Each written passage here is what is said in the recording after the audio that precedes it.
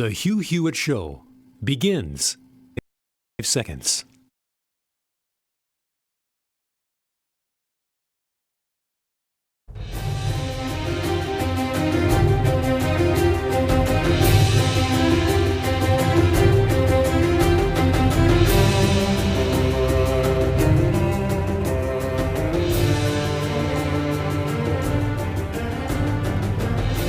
Morning, glory, America. Bonjour, hi, Canada. Greetings to everyone listening anywhere in the world. The biggest news of the day, cracks in the ice of the Democrats when it comes to impeachment. Cracks in the ice spreading out like a spider web underneath their feet.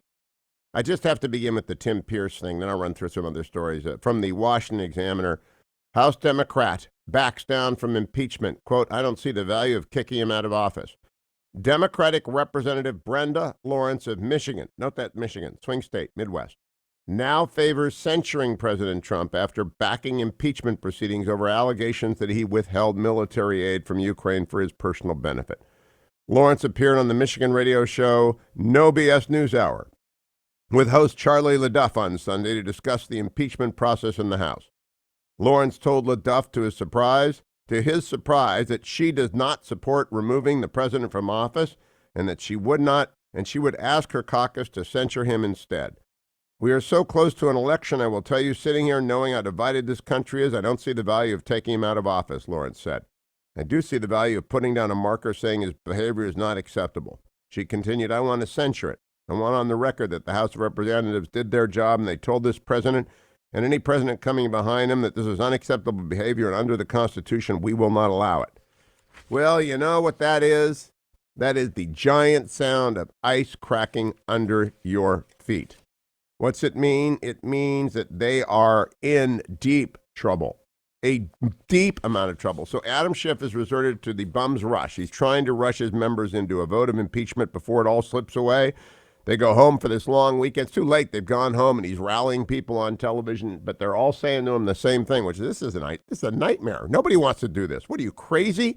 We give you 2 weeks of hearings. And so the question is now, Adam Schiff's ego or my House seat. That's what people are saying. Make sure you call your congressman and weigh in. 202-224-3121. 202-224-3121. Or Dwayne, 202-225-3121. I think the House is 202-224-3121. The House switchboard is 225. The Senate is 224. Okay, so it's 225-3121. Area code 202-225-3121. Say, I need to talk to my congresswoman, my congressman. And then you say, end this impeachment thing. It's the dumbest thing I have ever seen. It's absolutely a dumb thing. All right, that's what I need you to do. Because it's cracking. Let's get it over with. Everyone knows it's failed. There is not, the resistance gets louder and louder and crazier, but 75% of America knows it's insane. I was with a never-Trumper last night briefly and chatted away, and one of the bold hands of Washington said this is the craziest thing he'd ever seen. We were standing there talking together, and the never-Trumper was telling us about abuse of power and all that, and very smart never-Trumper. I'm not going to name him. Get him into trouble, but it's just the never-Trumpers and the resistance run into normal people who say, what are you, nuts? There's nothing there.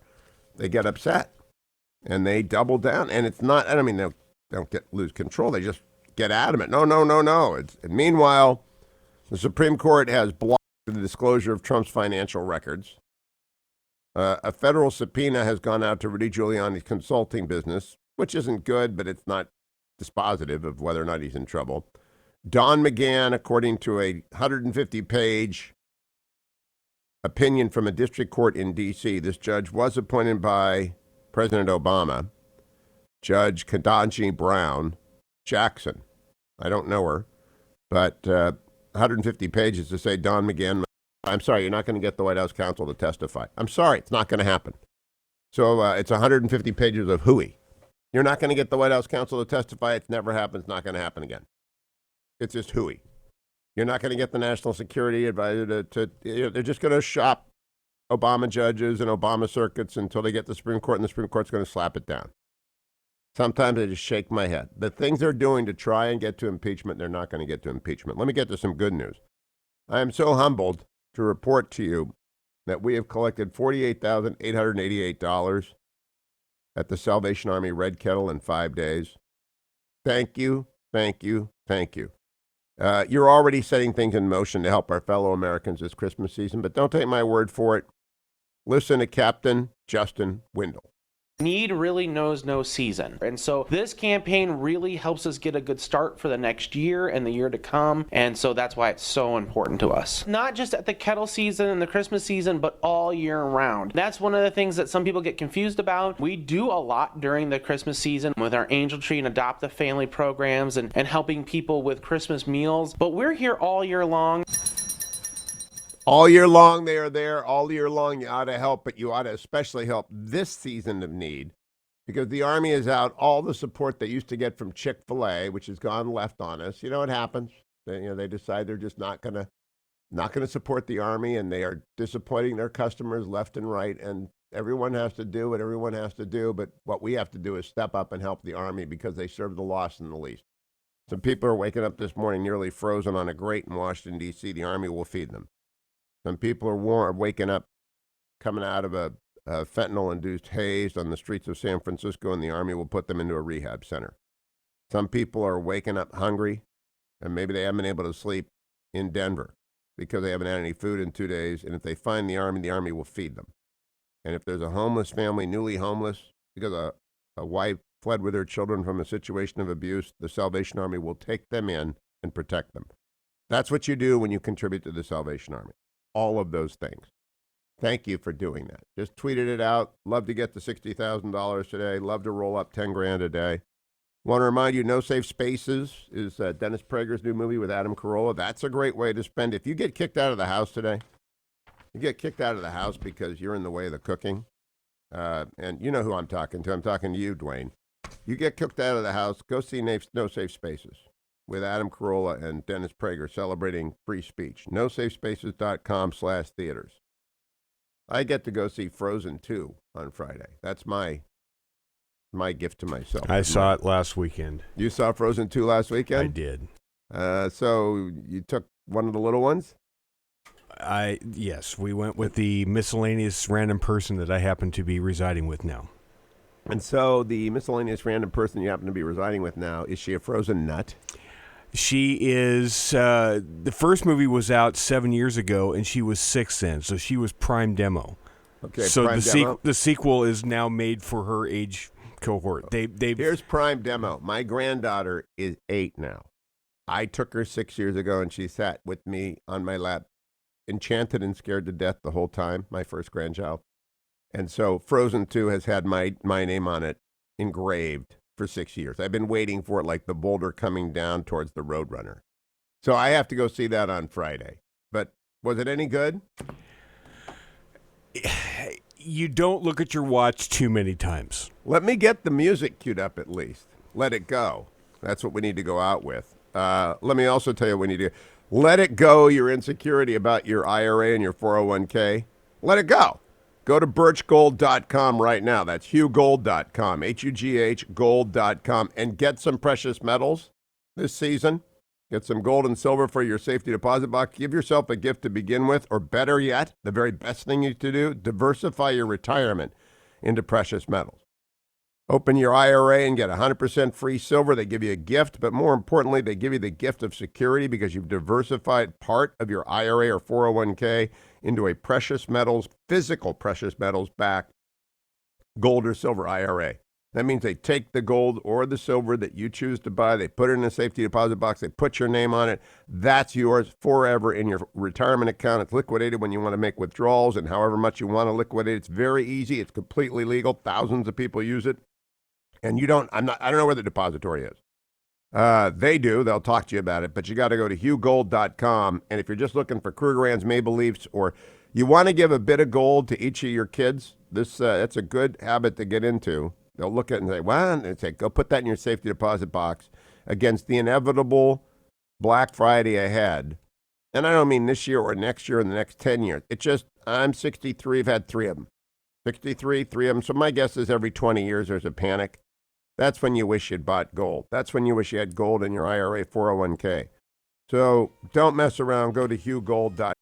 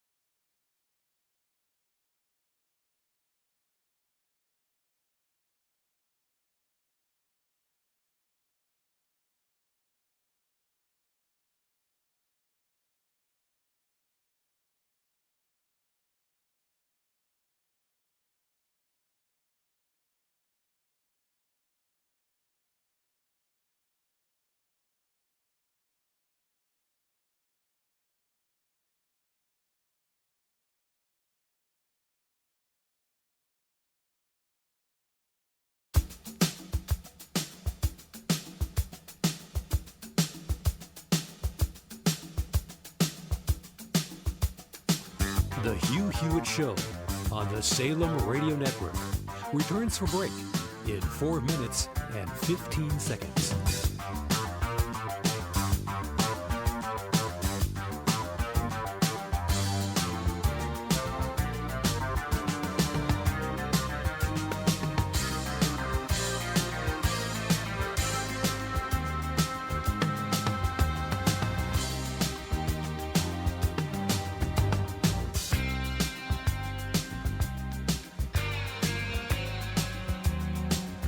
The Hugh Hewitt Show on the Salem Radio Network returns from break in 3 minutes and 45 seconds.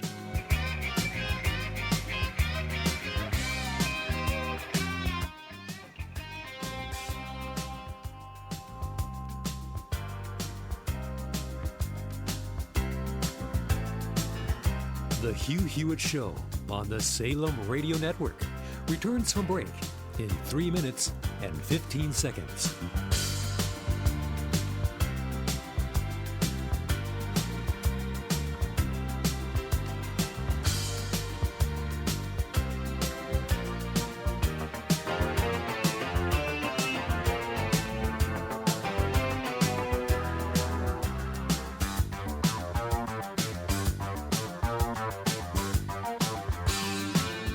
The Hugh Hewitt Show on the Salem Radio Network returns from break in 2 minutes and 45 seconds.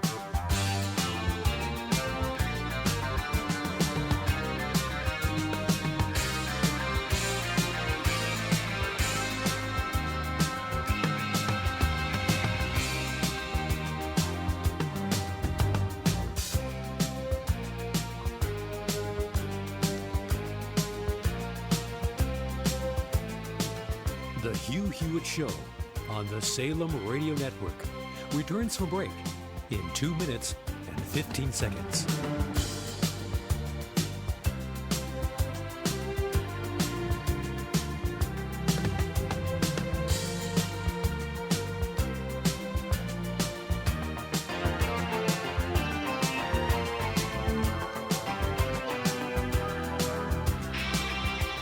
The Hugh Hewitt Show on the Salem Radio Network returns from break in 1 minute and 45 seconds.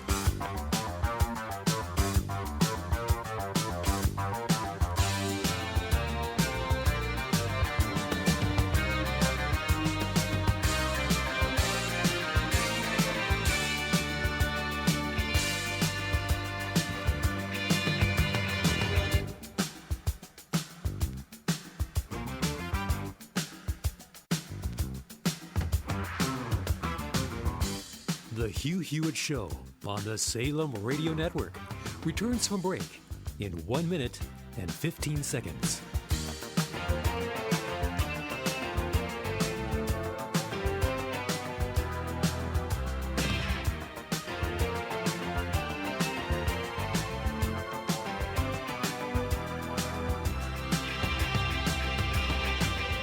The Hugh Hewitt Show on the Salem Radio Network returns from break in 45 seconds.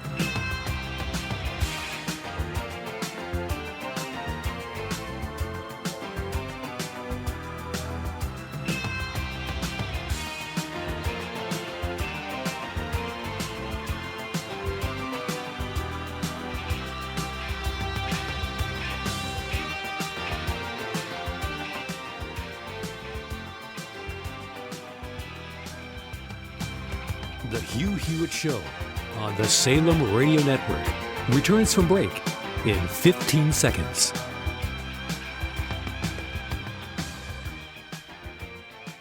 The Hugh Hewitt Show returns from break in 5 seconds.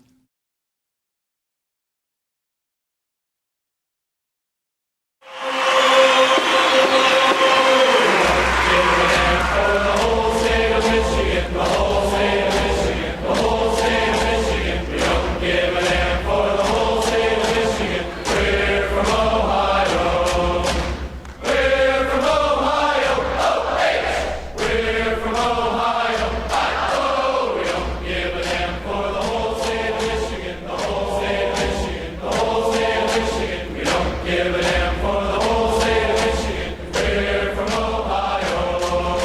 Welcome back, America. Hugh Hewitt in the ReliefFactor.com studio. I'm watching a video of Cocaine Mitch doing football.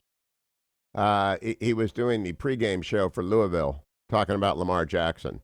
It's very funny. Cocaine Mitch can do anything.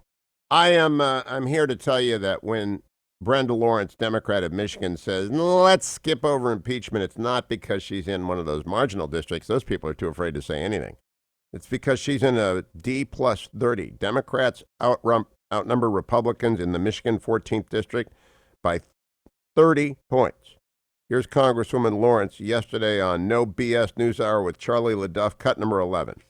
So it will be a partisan vote, Democrat and Republicans. It will go to the Senate and take it up, or if they take it up, they will not indict. So you've already written the show. You already know how it's going to go, right? I haven't written it, but I will tell you that's my best sense of what will happen being in this bubble that I'm in D.C. and the way things are going. There's a couple things that happen in impeachment. You can censure. You don't have to remove the president. So there's different levels of activities that you can take under the articles of impeachment. Oh. We are so close to an election. I will tell you, sitting here knowing how divided this country is, I don't see the value of taking him out of office. There you have Brenda Lawrence, a voice of reason in the Democratic caucus and the Black caucus, by the way, both caucuses. And she'll be jeered at by the resistance today, but she is the common sense Democrat. She got a safe seat. She doesn't care what the rest of them, but she likes being in the majority. There are not only the 31 Democrats sitting in Trump-red districts who have to worry about impeaching the president on nothing except supposition and hearsay. Those 31, but there are a whole bunch of Democrats that people aren't thinking about, like Brenda Lawrence. They like being in the majority. They don't want to go back to the minority. And Adam Schiff's vanity is not enough reason. They look at Adam Schiff and they see that he's, auditioning to be a senator in California when Dianne Feinstein finally hangs it up. And they don't like it. He is taken captive the entire party. And they don't like it. Meanwhile, we've got Lee Zeldin, Congressman extraordinaire on Fox News with Bill Hemmer, explaining what's going on. Cut number 2. What's going on behind closed doors it's cakes, it's beer, it's a party. They are happy that they have this moment. Adam Schiff loved story time, both during his opening statements and his closing statements. When you were going through those open hearings, he always aspired to be a fiction writer. He wanted to be a screenwriter, and he now has this opportunity to write the world's greatest parody. As far as him saying that he's not sure if his mind's made up, give me a break. Going to talk to his constituents, the constituents who knew as soon as the president of the United States was elected November of 16, they started calling for him to be impeached. When he was getting sworn in, they were calling for him to be impeached. His constituents, some of these people who had to go outside of their house, look up at the sky and start screaming for therapy. Adam Schiff knows exactly what he wants here. He wants to remove the sitting president. He has people in his own conference who have taken the position that they need to impeach the president, or they fear that he'll get reelected. Multiple members have said that. You have other members who said that the president needs to prove his innocence. There's been no due process throughout this. And when he says that he has an ironclad case, I only think that he has an ironclad imagination. I think that he has Adam Schiff is getting beaten up by his own party and by the Republicans and by the American people. The president just tweeted out, "Don't play the music."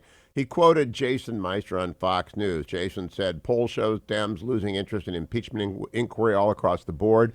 These polls are actually devastating to the Democrats."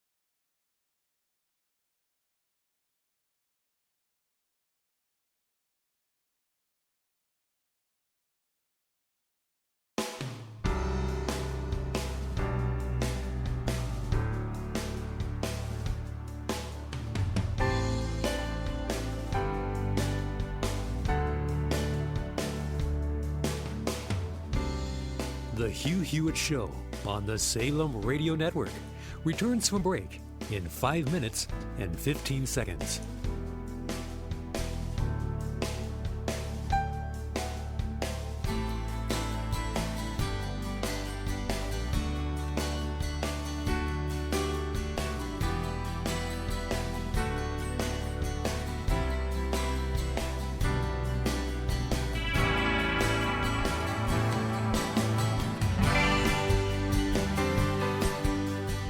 The Hugh Hewitt Show on the Salem Radio Network returns from break in 4 minutes and 45 seconds.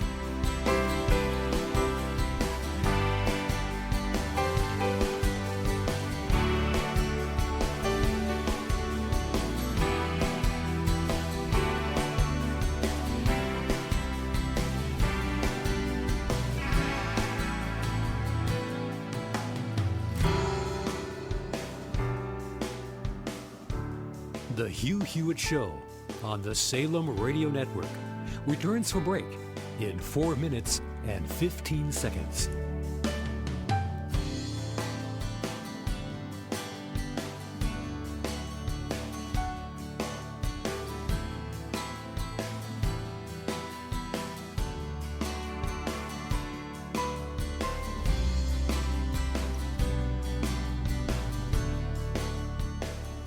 The Hugh Hewitt Show on the Salem Radio Network returns from break in 3 minutes and 45 seconds.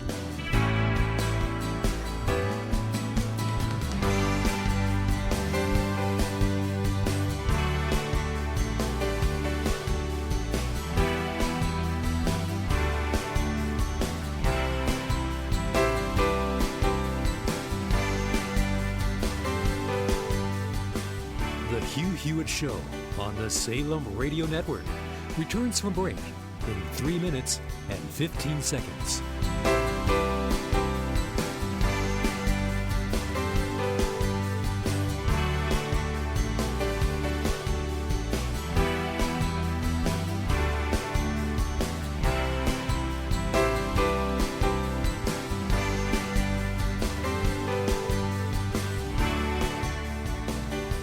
The Hugh Hewitt Show on the Salem Radio Network returns from break in 2 minutes and 45 seconds.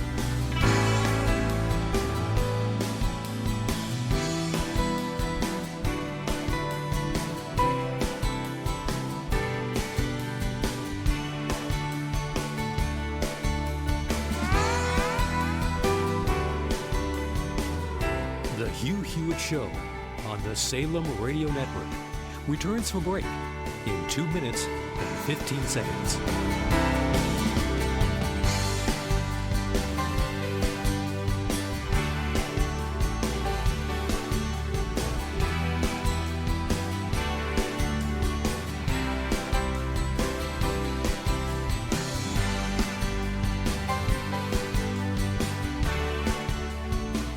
The Hugh Hewitt Show on the Salem Radio Network returns from break in 1 minute and 45 seconds.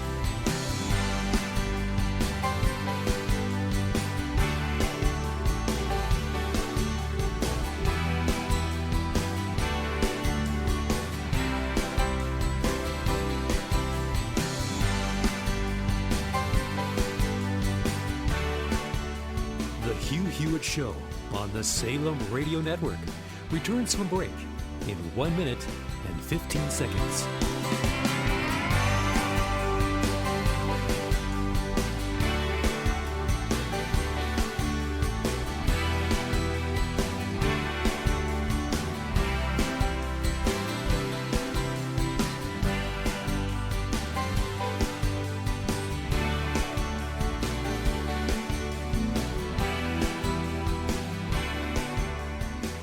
The Hugh Hewitt Show on the Salem Radio Network returns from break in 45 seconds.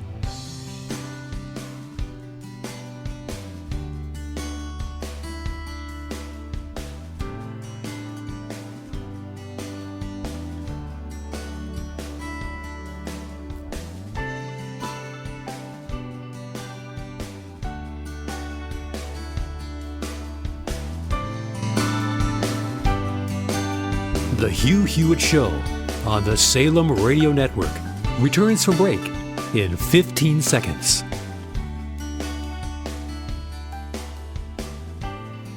The Hugh Hewitt Show returns from break in 5 seconds.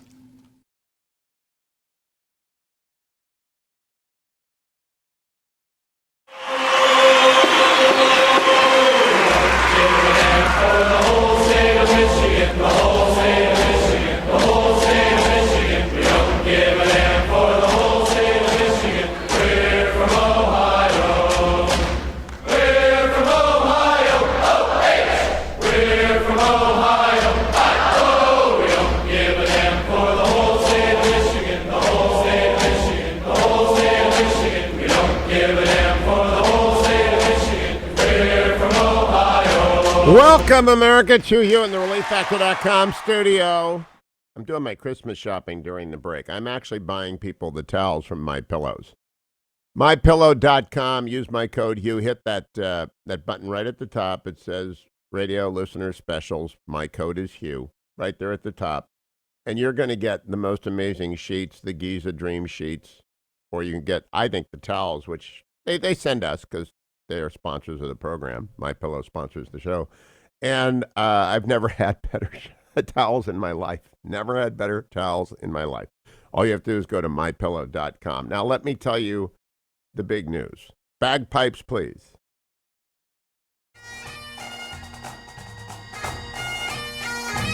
From the Telegraph this morning, Boris is doing the impossible in Scotland by Alan Cochrane. I wish I could do my Scottish accent, don't you know?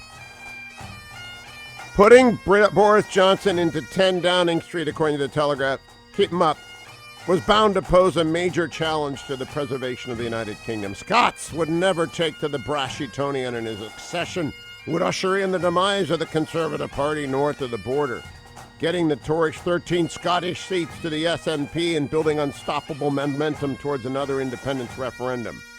That, at least, was the accepted wisdom when Mr. Johnson became Prime Minister in July.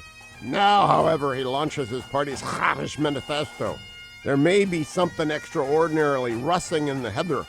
One recent poll suggested that the Scottish Tories could even hang on to all of their MPs, raising the remarkable question of whether the Scots have at last accepted Mr. Johnston. It would be as astonishing a turnaround if they have. But they have. Boris is sweeping all before him, and the kilts and the bagpipes are coming over the hill. It's like Bonnie Prince.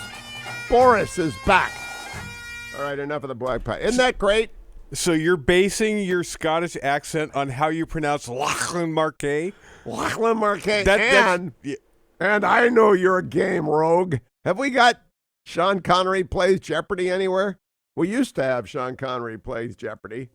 I know your game, you rogue. That's what most of my Scottish accent is. And on the man who would be king. Oh, I'll play your game, you rogue. Keep that handy. Can we hear that again just for fun? I'll play your game, you rogue.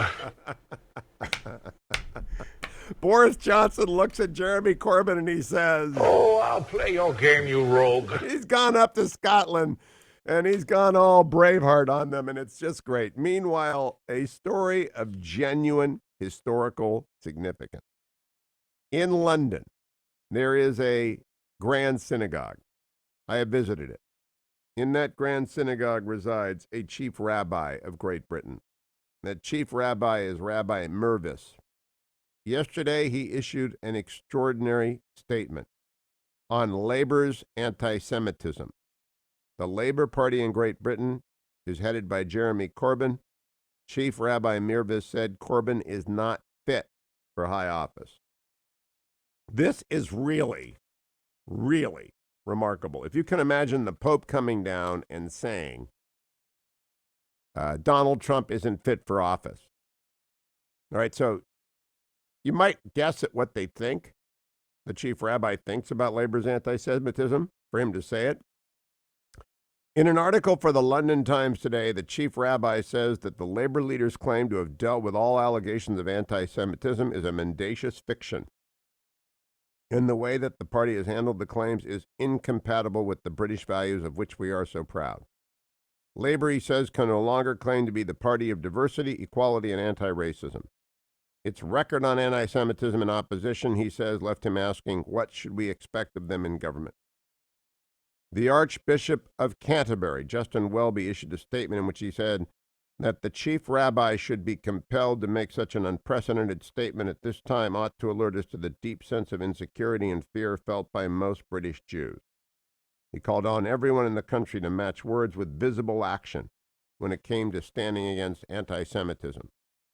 The chief rabbi's comments come after Tony Blair, the last Labour leader to win an election, criticized Mr. Corbyn's manifesto as an unachievable wish list and suggested that Britons should vote tactically for a hung parliament. The former Prime Minister said Mr. Corbyn's plans would end badly, refused to endorse him as fit to run the country, and gave him little chance of a majority. He described Britain's politics as utterly dysfunctional and said that only a referendum could end the British Brexit impasse. Tony Blair is nuts, too. Allegations of anti-Semitism have plagued Labour and Mr. Corbyn since he was elected to the leadership in September of 2015. 13 Labour MPs have quit the party since 2017, in 2 years, at least partly in protest at its handling of anti-Semitism. You got an anti-Semitic Jeremy Corbyn and an anti-Semitic party standing up against the buoyant Boris. Boris Johnson, who looks the Scottish nationalist movement in the eye and says, Boris Johnson. I'll play your game, you rogue. There you go. Bad timing there. Boris Johnson, who looks the Scottish National Party in the eye and says, I'll play your game, you rogue. That's who is triumphing left and right. I keep retweeting all this stuff he has out there. Hey, I want to tell you about the Wild Adventure. Do we have any audio yet for the Wild Adventure? Do we yet have any of their testimonies? Not in a form we can really do anything with, but yes, we got to get that ready for tomorrow. While I'm talking to Ruth after the show, I'm going to pre-tape an interview with Ruth Marcus, the author of Supreme Ambition. Dwayne can cut up some of the testimonials of the men who have gone on the Wild Adventure and had their lives and their hearts changed. It's great. It's a terrific 5 days in the Montana wilderness fly fishing, and you don't have to fly fish. I couldn't when I went, and I still can't, but I had great fun in between. I've gone 3 times on this trip. For you to figure it out, you go to twa.us, twa.us. And my friend January has been running these trips for 40 years, and nearly every single person who goes says it's the best week of my life. And this is the Christmas season. You want to give your husband, your son, your dad the gift of a lifetime. Give them the Wild Adventure. A gathering of great guys, the occasional cigar. Actually, there are a lot of cigars. Red wine, conversations about the big issues of life, and fly fishing. I'll never be quite over the fact that my tight-lipped geologist brother-in-law, Dan, and I went up there together once. He said, come with me to Montana. He wasn't too sure he wanted to do this, but he did. He never fly fished in his life. We could have made a river runs through it out of Dan. He's in the middle of the Madison, which is one of the great fly fishing rivers of the world. He's out there in the middle of the Madison looking like a river runs through it. And he also talked more about himself and his life than I've heard him talk in 35 years. We had a grand old time, and as did the other 10 guys we were with. I went with one time I took 2 of my law school roommates, JD and Tim Butler. We went up there and we had a terrific time. Another time I took Bud the contractor, and of course, he kept coming into my cabin and moving things around like he does in my house. But it's just a terrific place. Took Carl one. Now, Carl is to fishing what I am to motorsports, all right, motocross. Really, Carl it was as though he had been wrapped up in the fishing wire and was going to be given over to cartels. That's what Carl looked like after a day in the boat. But he had a good time, had a wonderful time. And everybody, you can't but have a wonderful time. It is the best Christmas gift you can give to your husband, your son, your dad. The Wild Adventure in Big Sky Country. Go to twa.us for details. Now, it's not cheap, but it is deeply subsidized. Mostly a week in Montana runs in the 5 figures. This is in the low 4 figures. It's a couple of $1,000.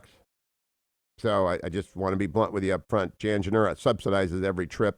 He does so because he's been running this ministry, and it's not churchy, it's not Christian-y, it's not any of that stuff, but it's about, getting your life sort of pointed due north. And TWA.us is just extraordinary. So I strongly recommend that you go and check that out. I've been recommending a lot. Let's go listen in on what the president had to say yesterday on Rudy Giuliani. Cut number 4. Oh, I don't know. Rudy's a great guy. Rudy was the, and he covered that himself. You know that. Rudy is the best mayor in the history of New York. In my opinion, the strongest mayor, the best mayor. Rudy is a great crime fighter, corruption fighter, probably the best in 50 years when he was here and also when he was at the U.S. Attorney in Southern District. He was phenomenal. Rudy's a great person. And I think that maybe the press isn't treating Rudy very well, and I think that's unfair. But Rudy was a great mayor and a great crime fighter. Was he working on your Thank you very much. Thank you, everybody. Rudy is going to get nothing in the way of broken support from the president. President's strong for Rudy. Looking over at the Hill, GOP braces for Democrat spending onslaught in battle for the Senate. So Act Blue's out there raising money. You got to go to WinRed and help out. You got to go to the Senate, Senator McConnell's website, find out how to give money to Senator McConnell.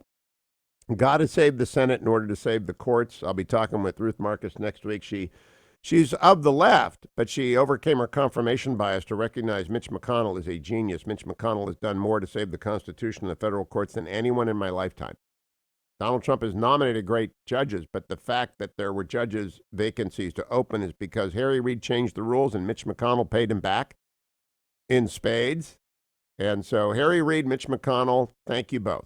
Harry Reid out there in Vegas, if you're up early, I just want to thank you for getting rid of the filibuster. It allowed us to get Justice Kavanaugh and Justice Gorsuch and 46, soon to be 54 federal judges approved. I believe that 8 more district court judges will be confirmed next week. I believe it's 8. So this is a terrific thing. Meanwhile, Lindsey Graham's on Fox News with Hannity last night, cut number 12 on this absurd impeachment. Right. Well, if you have a trial, what are the rules of the trial? Here's a good rule to start with. The trial in the Senate should mirror trials all over America. Hearsay is not admitted unless there's a valid exception in any trial in America. So let's apply the federal rules of evidence to the trial in the Senate and let the Chief Justice of the United States rule on whether or not evidence is admissible. My belief is that 90% of the testimony being used by the House violates the hearsay rule, but let's let the Chief Judge make that justice make that decision. Not me. The rules of the trial should ban hearsay. That's it. If there's hearsay is banned, they got the House managers are going to have nothing to say. President Trump just tweeted out, "I will always protect our great war fighters. I've got your back." President up and tweeting. Time for me to do relieffactor.com. There it is. Relief Factor. You're looking at the bag. It's time. Do I have any lukewarm coffee? I do. I have a little bit of lukewarm coffee. Icarian and Kirkman. Resveratrol and Omega. I say that easily. Resveratrol and Omega. See how easy that opens? Out come the 4 pills. No.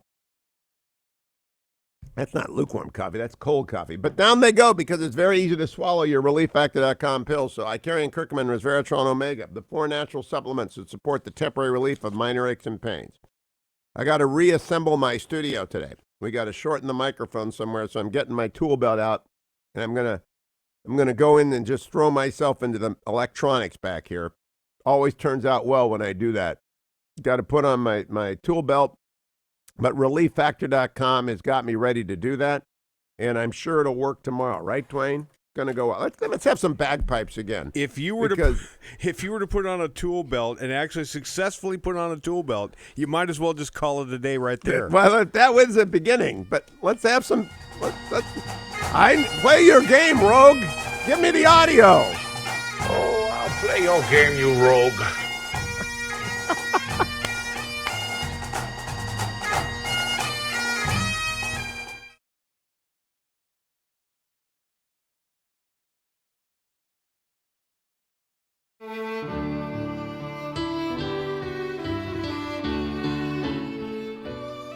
The Hugh Hewitt Show on the Salem Radio Network returns from break in 3 minutes and 15 seconds.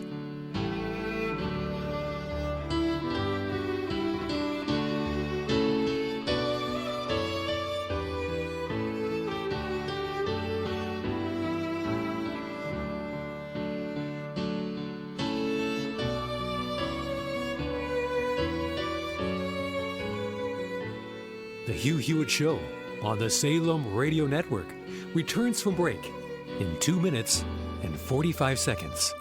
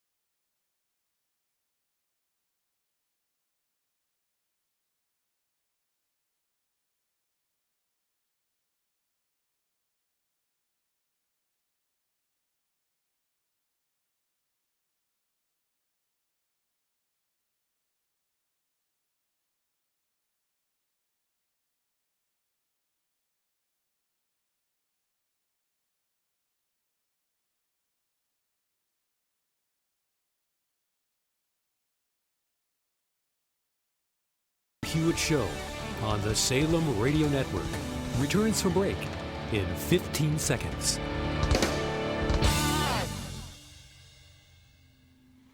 The Hugh Hewitt Show returns from break in 5 seconds.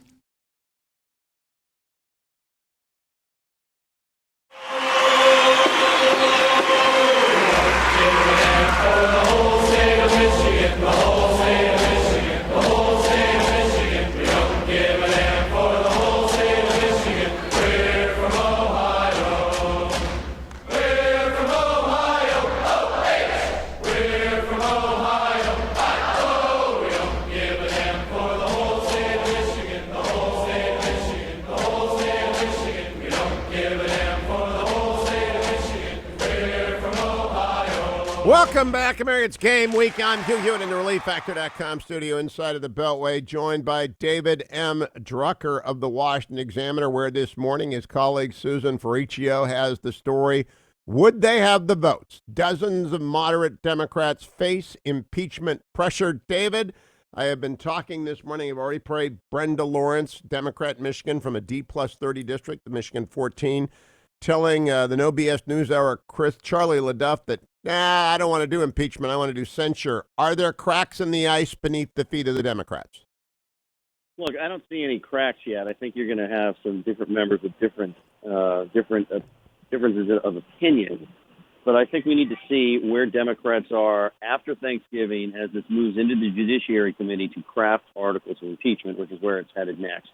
Don't forget, it's a really interesting thing here. One of the reasons Democrats are here is because a collection of Democrats with national security backgrounds from Trump voting districts, or at the very least, slight Democrat districts, if they were lucky, these are the ones that push the conference of Democrats in the House over the edge into impeachment, joining to write a letter and an op-ed in the Wall Street Journal or something like that, saying, well, this is not something we would want clearly, but now we feel like we have no choice. So we need to see where a lot of these particular members are after the holiday, and we need to see where the collection of the caucus is. So I wouldn't jump to any conclusions either way. I would say, Hugh, that you wonder if in the back of their mind they're not thinking that they should have just set up a select committee so they could have investigated the president from now until next year's election, rolling this out in drips and drabs with no deadline. If you do a select committee, there's never a deadline. You just keep investigating. You know, I don't like Bill Maher. I won't appear on his show. And I've said there's a difference between rotten and wrong. Most Democrats are just wrong, but Bill Maher is rotten. Nevertheless, I saw a clip this week. He was interviewing Adam Schiff, and he said to Adam Schiff, now it looks like you're just stalking him, meaning that the Democrats have become stalkers of the president, not interviewers. Adam Schiff looked like he'd been slapped. It was really a devastating moment. Now you're just stalking him. The Emerson poll that Susan cites says independent voters are opposed to impeachment 49 to 34%. I mean, that's a stunning number if it holds up or gets worse, David Drucker. Well, of course. I mean, look, that would be the whole ballgame. I've said all along, you need to take a look at the voters, between the 40s, right? Between the 40-yard lines. This is all about independents and swing voters, probably a majority of whom would be happy to vote against President Trump, might want to vote against him, but you got to give them a reason and give them somebody. And not just independents everywhere, but independents in Michigan, Wisconsin, and Western Pennsylvania. I mean, that's really what's important here, and Florida for that matter. And so, look, I think this is a big deal, but you need more than just an Emerson poll. I like to trust the averages. The averages have been moving against Democrats on impeachment when at first they were moving in favor of Democrats on impeachment. Now let's take a look at the next batch of polls to come out over the next couple of weeks as the country digests the testimony. But, clearly they've got one problem. You're not going to get a Republican to move. And so that makes it a little difficult for them. But let's see where they are as this moves in the Judiciary Committee. I just don't like to get ahead of myself before I actually know what the data is telling me. But we do know over the past week to 10 days, the data has not been their friend. Last question, David Drucker. I believe that the Democrats are in the deep blue bubble. You're not old enough to remember The Prisoner when Patrick McGowan was always traced by the bubble.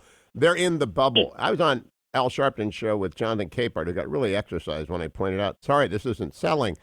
That the resistance gets very agitated when their confirmation bias can't find any evidence. And they don't have any evidence of growing support. It's not like I'm just making this up. You just cited what we've seen. Does anyone have any evidence that support for impeachment is growing? Well, no, not at the moment. Because, look, 538 has a really handy impeachment poll aggregator and average thing. And you just look at the average and you can see the graph. So, look, we know where this is. I would say, Hugh, somebody who talks to all sorts of voters for a living, I do it so you don't have to sort of thing. A lot of voters tend to be in a bubble in that, there are a lot of Republican voters out there that just can't understand why Democrats won't leave Trump alone and don't like him. There are Democrats that don't understand why Republicans like Trump and continue to vote for him. And for that matter, all right, so their voters are with Trump, but why does that mean these Republicans in Congress won't turn against Trump? I mean, there's a lot of bubble think out there. Granted, it's less prevalent among Republicans just because of the media environment and entertainment environment. So they're faced with more disagreeers, maybe than some Democrats. But I see it on all sides, and I think it's part of the political divide where nobody at least is able to understand the thinking of their neighbor that disagrees with them. Everybody just kind of looks at each other with suspicion and has no idea what's going on. David M. Drucker, happy Thanksgiving to you and yours. Follow him on Twitter at David M. Drucker, at the Washington Examiner, often on MSNBC. And I will see you in hour number 2 of the Hugh Hewitt Show. Stand by. This portion of the Hugh Hewitt Show has been brought to you by MyPillow. Call 800-951-5493 or go to MyPillow.com and be sure to use a promo code HUGH.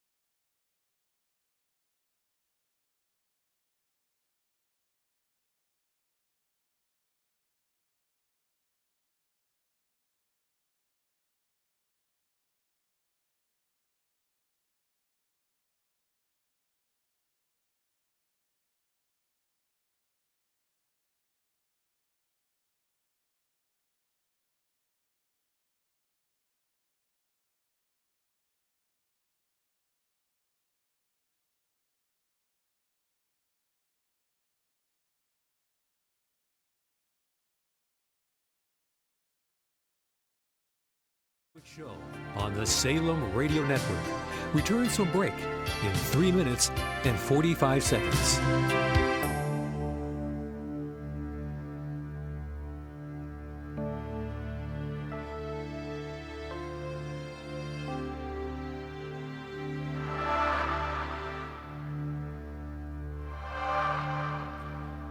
The Hugh Hewitt Show on the Salem Radio Network returns from break in 3 minutes and 15 seconds.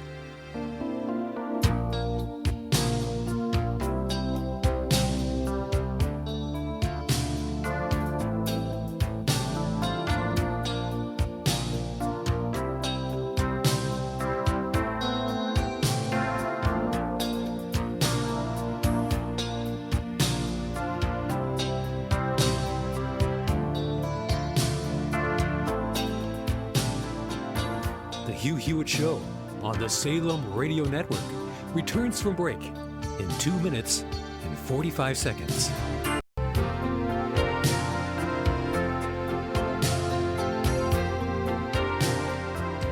The Hugh Hewitt Show on the Salem Radio Network returns from break in 2 minutes and 15 seconds.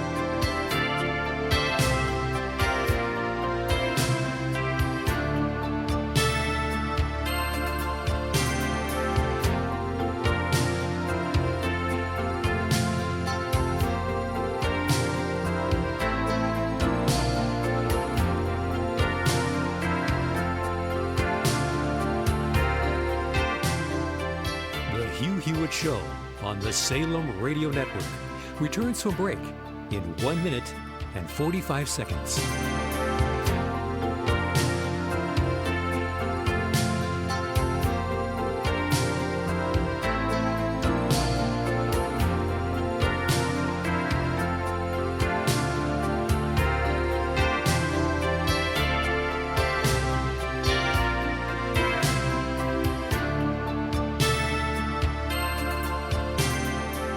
The Hugh Hewitt Show on the Salem Radio Network returns from break in 1 minute and 15 seconds.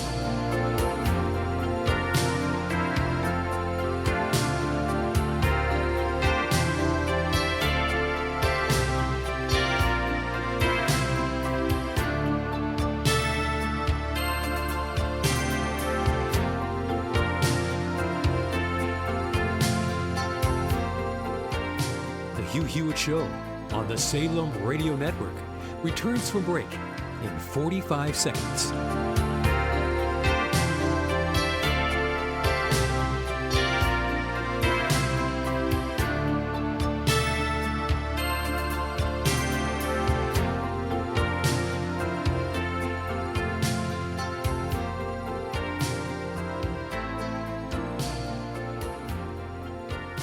The Hugh Hewitt Show on the Salem Radio Network returns from break in 15 seconds.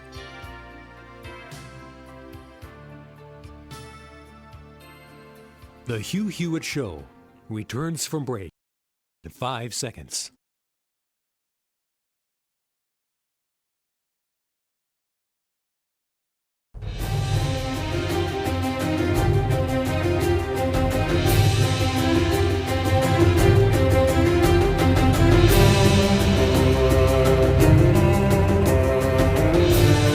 Morning, glory, America. Bonjour, hi, Canada. Greetings to everyone across the United States of America. Good morning to you.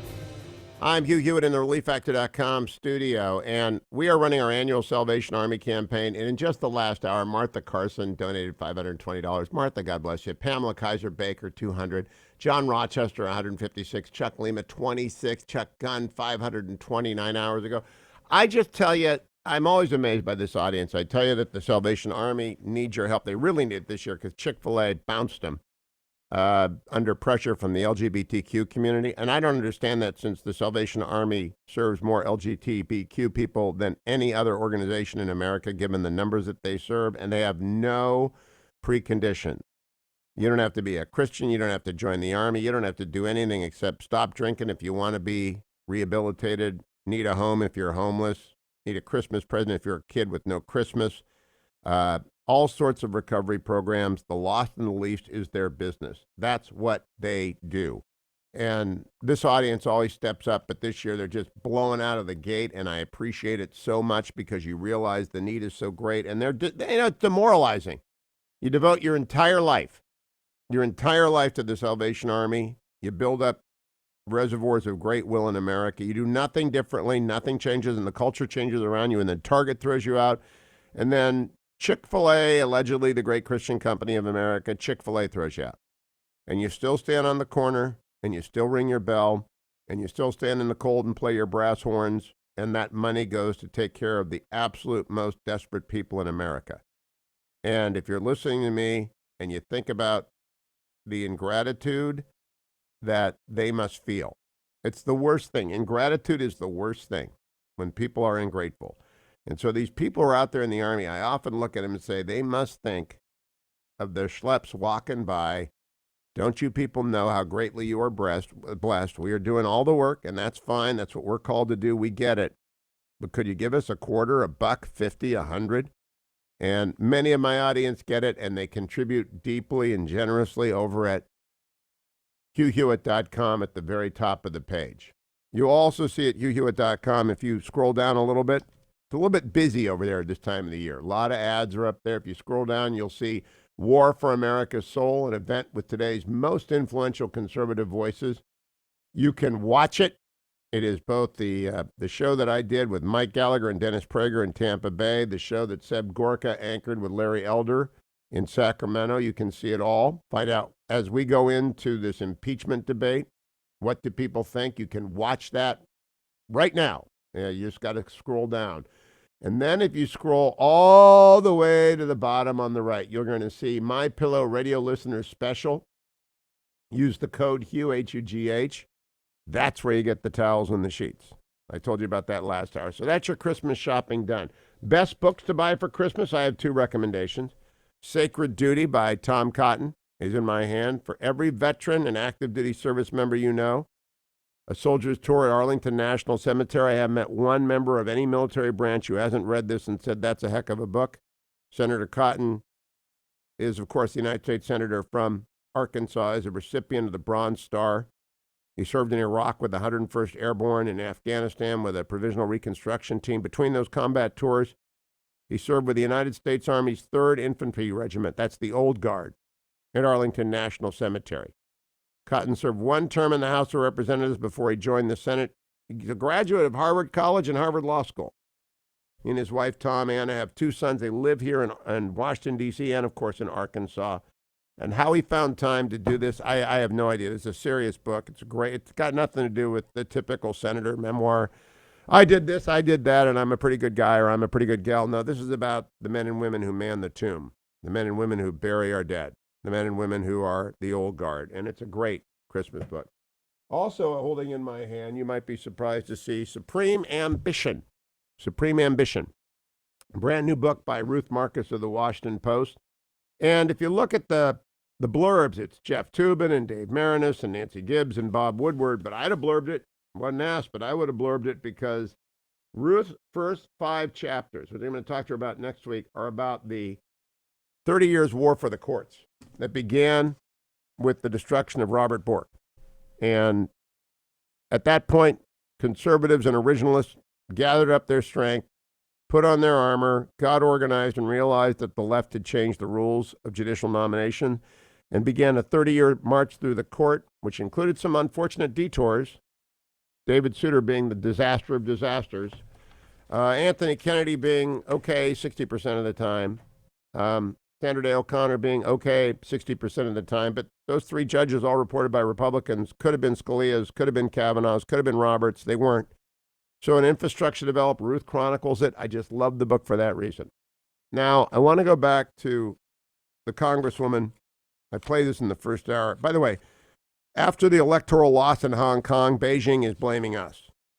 So democracy advocates wiped out the pro-government legislature in Hong Kong. They won 389 of, I think, 450 seats. Destroyed them, just crushed it. And the Chinese government is mad at us. They're blaming us for this. Hard to believe, but true. That's a huge story. We'll continue to pray for the people of Hong Kong because they need your help. Meanwhile, Brenda Lawrence is a Democrat from Michigan, the Michigan 14th Congressional District, D+30 district. She goes on the No BS News Hour with Charlie LaDuff and says this, cut number 11. So it will be a partisan vote, Democrat and Republicans. It will go to the Senate and take it up, or if they take it up, they will not indict. So you've already written the show. You already know how it's going to go, right?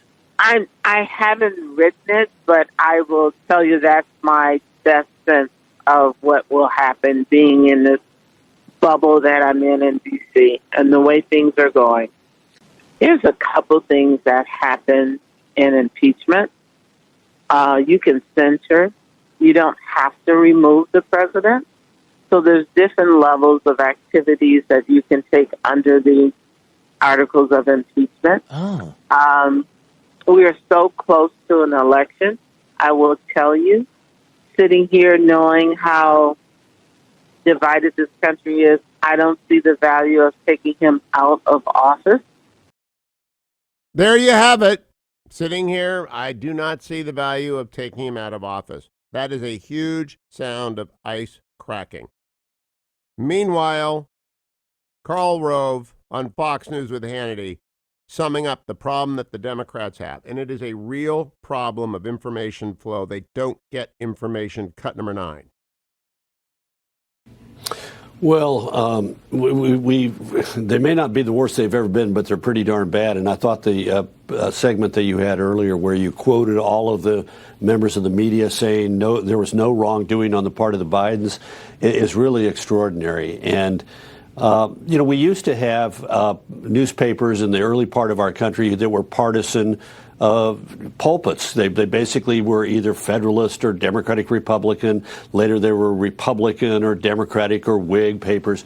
And we've seemed to return to that where the major media is now a partisan voice for the Democratic Party and can be counted upon to parrot the party line, whether it's true or not. And I thought the footage you had of them using the same phrases in response to the same stimuli, making the same assertions, being so blithely dismissive of what Hunter Biden and Joe Biden participated in is a sign of how the media has returned to its earlier incarnation of being simply a voice for a political force inside the United States. Let's just be honest about it. They're voices for the Democratic Party and for the defeat or removal from office of President Trump.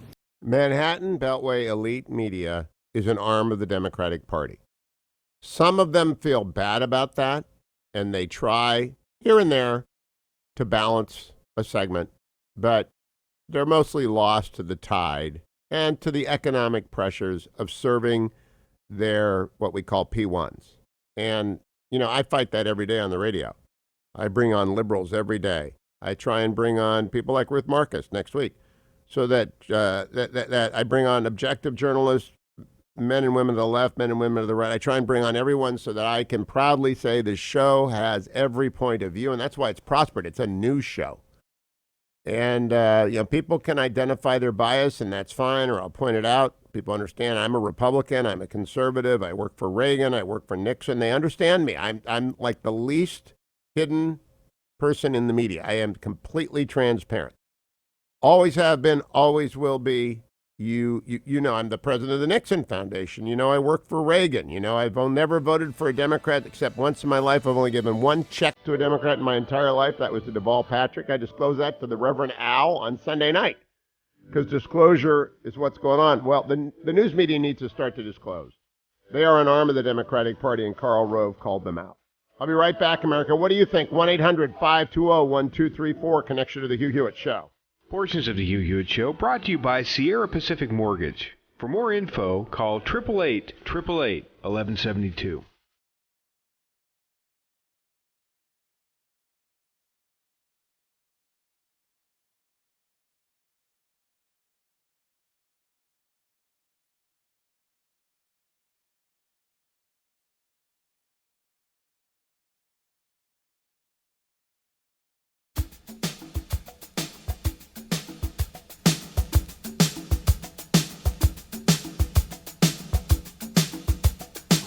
The Hugh Hewitt Show on the Salem Radio Network returns from break in 4 minutes and 15 seconds.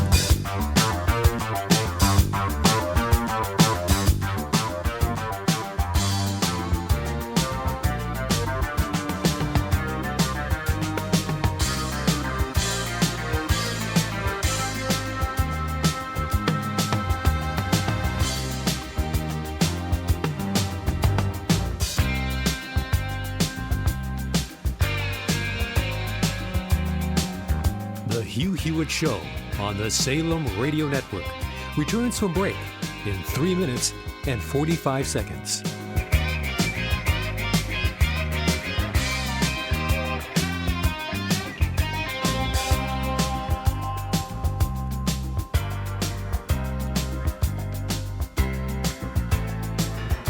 The Hugh Hewitt Show on the Salem Radio Network returns from break in 3 minutes and 15 seconds.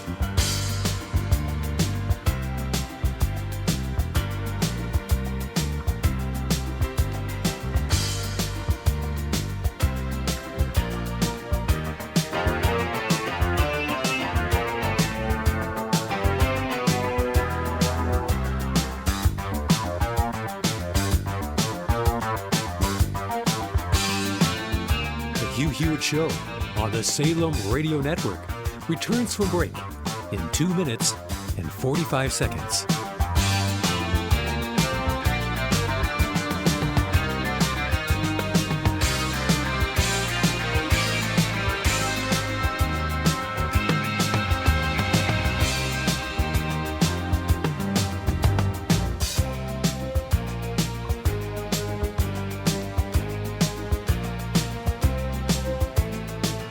The Hugh Hewitt Show on the Salem Radio Network returns from break in 2 minutes and 15 seconds.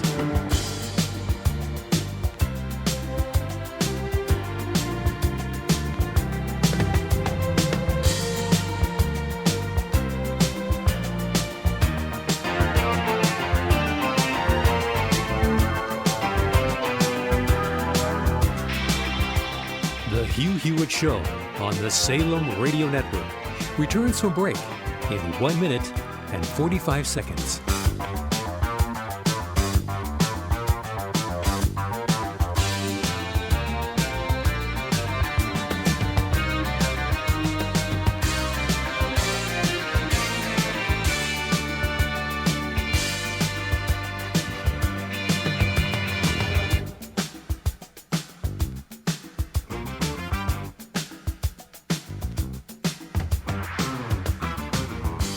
The Hugh Hewitt Show on the Salem Radio Network returns from break in 1 minute and 15 seconds.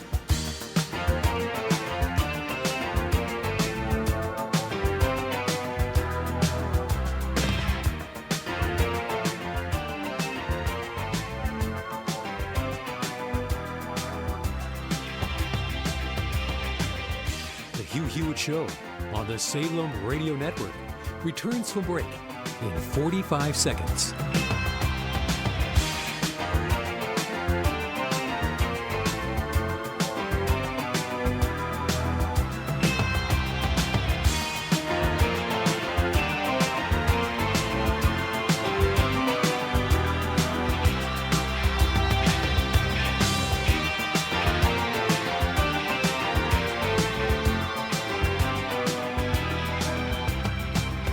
The Hugh Hewitt Show on the Salem Radio Network returns from break in 15 seconds.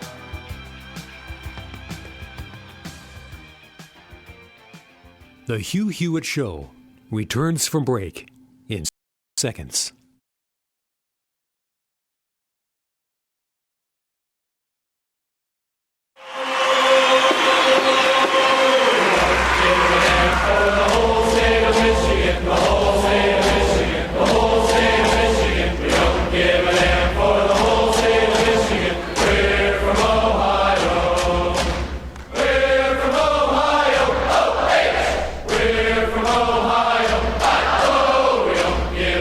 For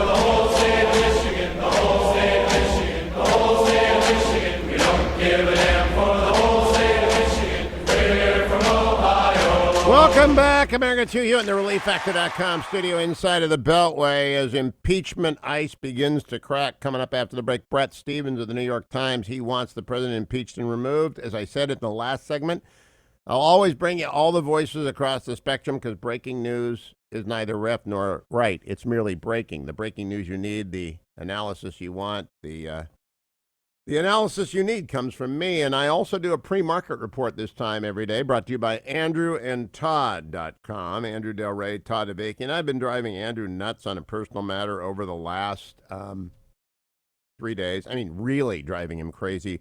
But he remains affable, always engaged. He and Todd Avakian are the best. If you have to do something with your house, if you're trying to buy a house, an investment property, you're refinancing in order to consolidate debt, you're a senior citizen who hates eating soup every day and you'd like to get the money out of your house and you don't know how to do a reverse mortgage and you don't know who to trust, trust Andrew, trust Todd.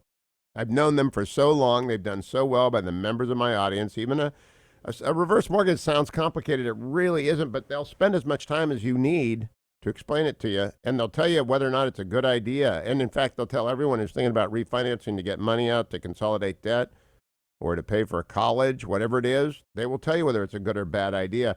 Right now, the 10-year Treasury has stayed down at 1.76%, so it's a great rate, just a terrific rate, but you got to move. 10-year Treasury, 1.76%.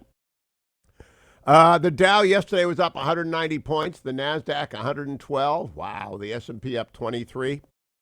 But this morning, a little pause to catch their breath on the sprint north. S&P down a point. The NASDAQ down 2.5 points. The Dow is down 1 point. I expect another good day on the market. I just think that they realize this is going to be a heck of a shopping season. A lot of people have a lot more money this year than they did last year because of the Trump economy. And the Trump economy is booming, and they hate impeachment, but they like to shop. And so they're going to be out there shopping. AndrewandTodd.com, it's now the time to go and get your mortgage refinanced. Can I also say a word for Mike Lindell and MyPillow? I don't often talk about Mike Lindell. He's an extraordinary story of redemption and generosity. He gives and he gives and he gives, but he also produces and produces and produces. He sells more pillows than anyone in the United States. And now more sheets, more bedding, more towels. I love his towels. If you go to HughHewitt.com, all right, just go to HughHewitt.com and you scroll down, you're going to see Mike's smiling face on the right-hand side. Right, you're going to go down all the way. You got to keep going. You're going to see Mike Lindell with his radio headphones on, MyPillow radio listener specials. And you click right there and you use code HUGH, H-U-G-H, and you're going to find amazing, amazing things. And you can go to any of them that you want. Giza Dream Sheets. You can go get amazing Giza pillowcases. You can go get a Pandora special. You can get the Go Anywhere pillow, which wraps up into your suitcase. You can even get a bed. You get the travel pillowcase. You can get a dog bed. You can get the neck thing that makes your neck so much easier, the bolster pillow for your back. But I say, get the towels. That best beach towel sheet says $76.99. Not when you use the checkout code HUGH at the checkout. When you do HUGH, it drops a lot. The promo code HUGH takes a $109 set of sheets and magically turns them into, I'm waiting for it to work in front of me. It can't work in time. I think $39. I think I'm worth $40 to you if you use my name. All right. If you go and use my name, apply the Hugh Hewitt code, and you'll be kicking along, and you'll be so happy. Promo code HUGH. So you proceed to check out. Yep, I'm $33, not $40. $33, want to be honest to you. But that's the way it is. I get the best discount of anybody. Mike has a 4-letter first name, and I have a 4-letter first name. So people with 4-letter first names, Sean, Mike, Hugh, we get the best discounts. I don't think Dennis gets it. I really don't. I think it's 4-letter first names at MyPillow.com. Go and get the best in America. Great Christmas gift. Shop from home. Come right back. Bret Stephens and I talk impeachment when we return to the Hugh Hewitt Show. Don't forget to sign up for the Hughiverse. All of Hugh's broadcasts on demand, the after show, which in my opinion is worth the price all by itself, Dwayne FM, and all sorts of bonus content. www.hughiverse.com.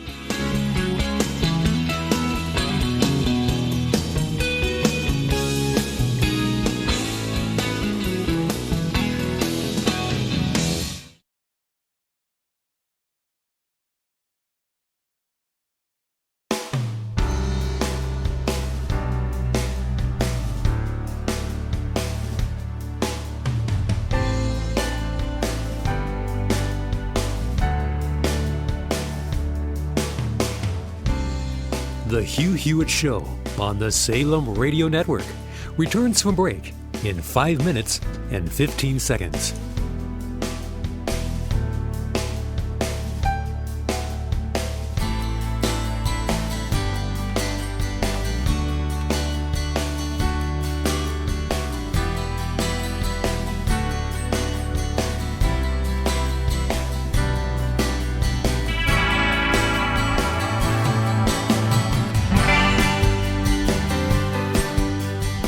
The Hugh Hewitt Show on the Salem Radio Network returns from break in 4 minutes and 45 seconds.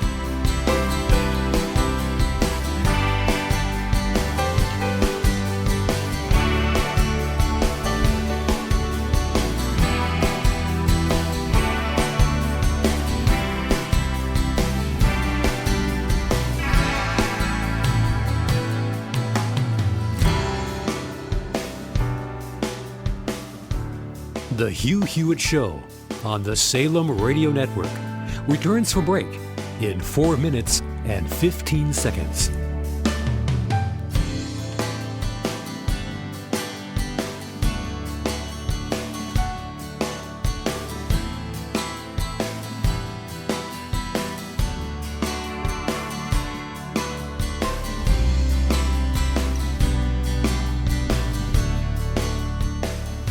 The Hugh Hewitt Show on the Salem Radio Network returns from break in 3 minutes and 45 seconds.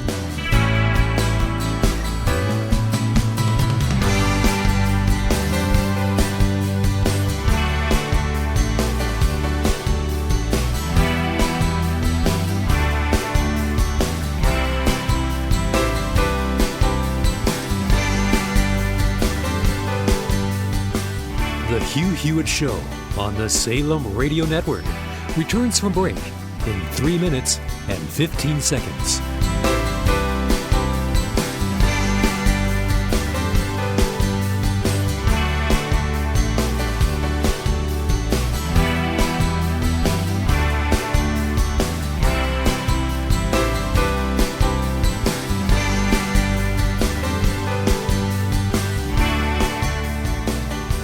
The Hugh Hewitt Show on the Salem Radio Network returns from break in 2 minutes and 45 seconds.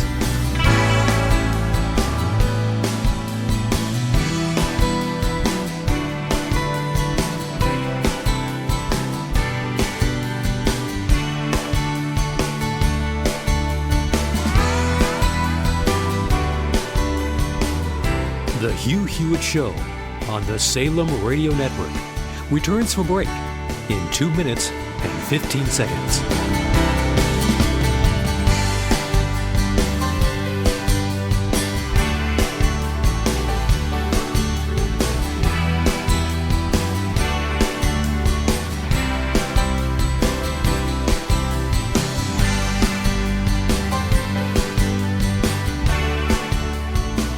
The Hugh Hewitt Show on the Salem Radio Network returns from break in 1 minute and 45 seconds.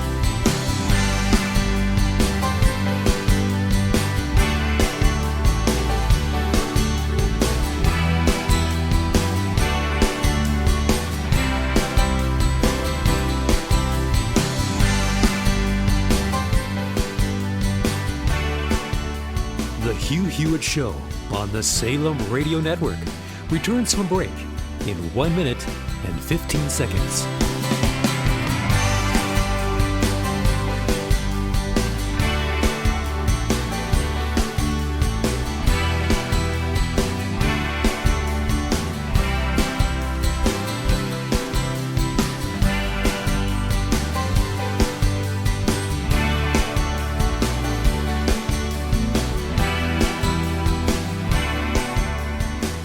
The Hugh Hewitt Show on the Salem Radio Network returns from break in 45 seconds.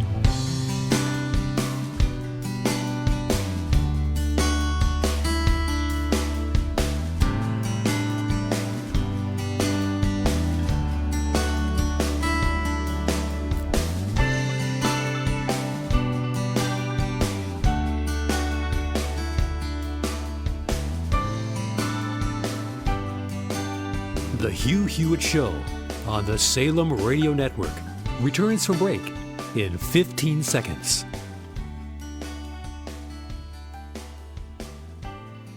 The Hugh Hewitt Show returns from break in 5 seconds.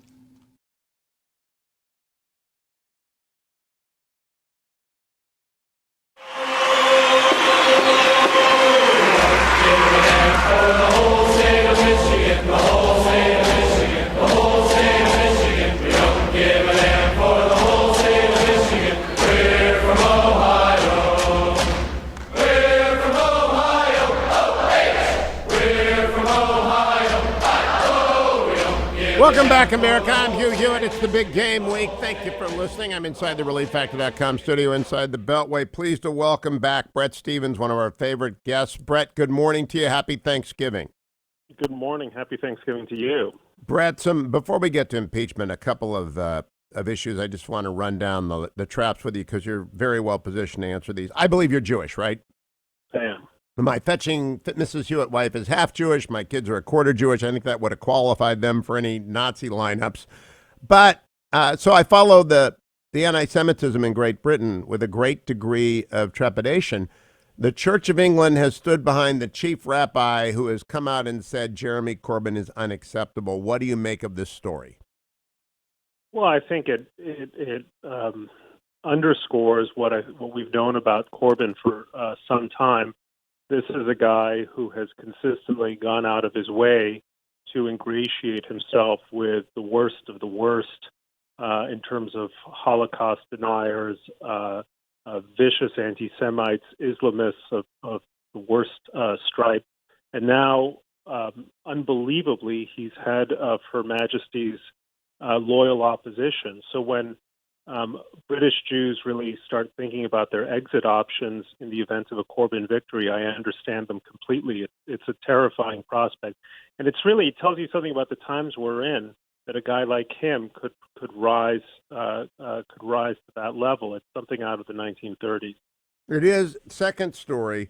In Hong Kong, I believe they ought to be the men and women of the year for Time Magazine, the Hong Kong demonstrators. They have won a great victory at the ballot box peacefully.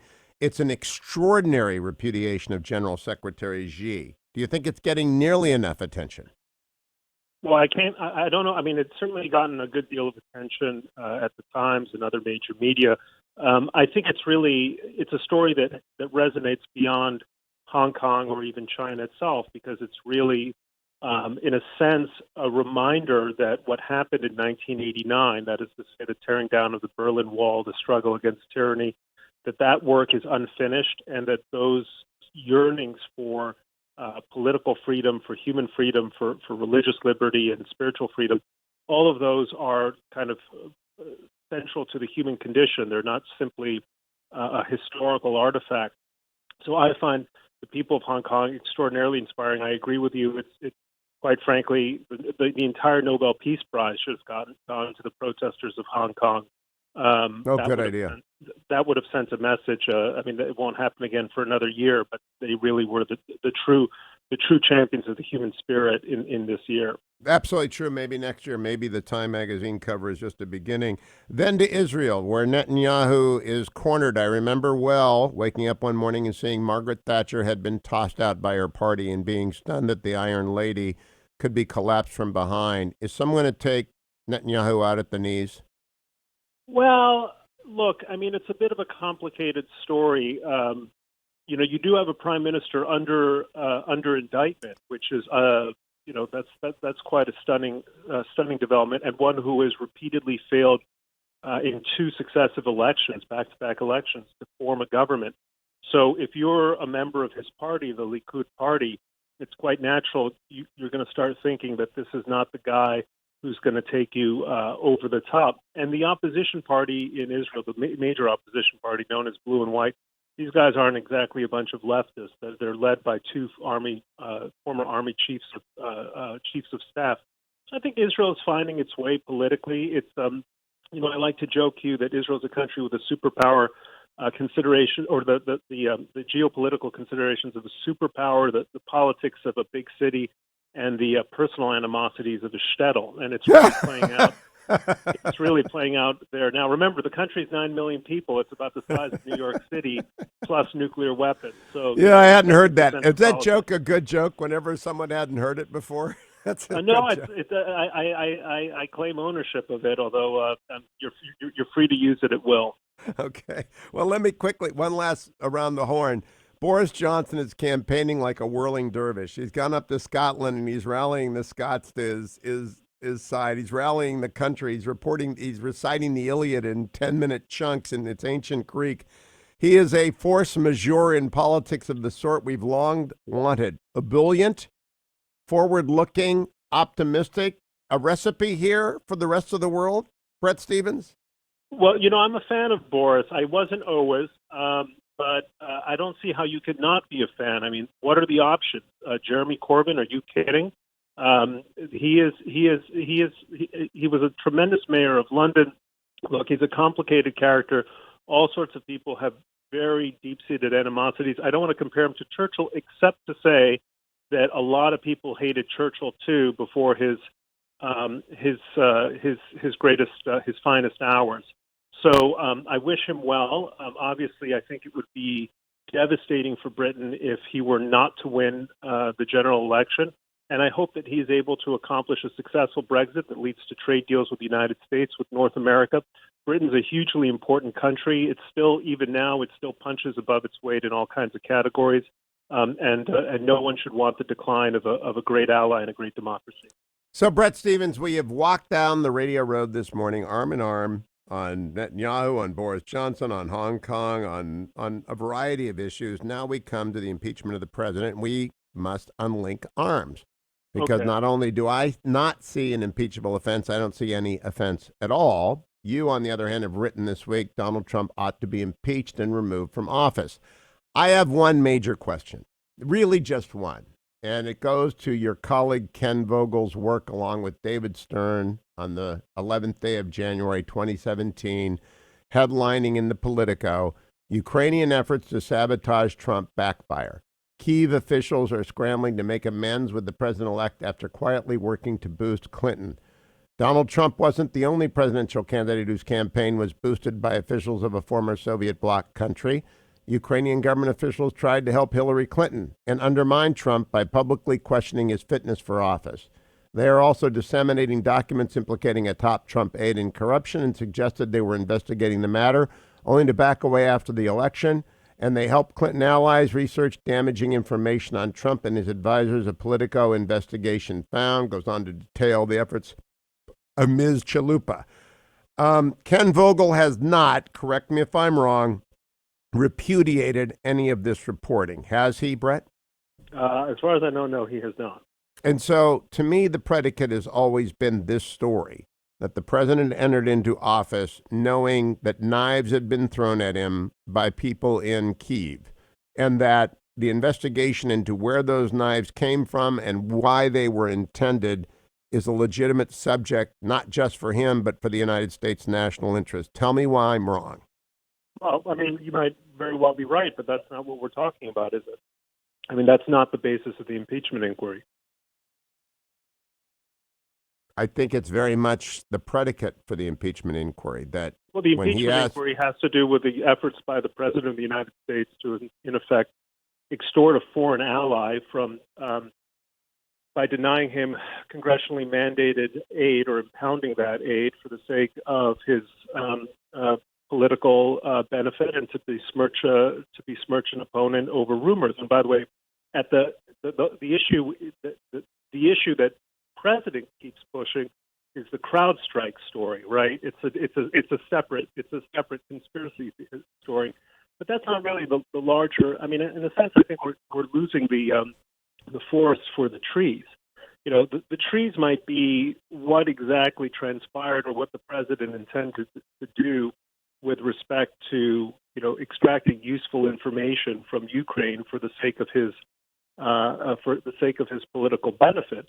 The argument that I made is that we are undergoing a process of what I call Ukrainianization. It used to have a very different connotation.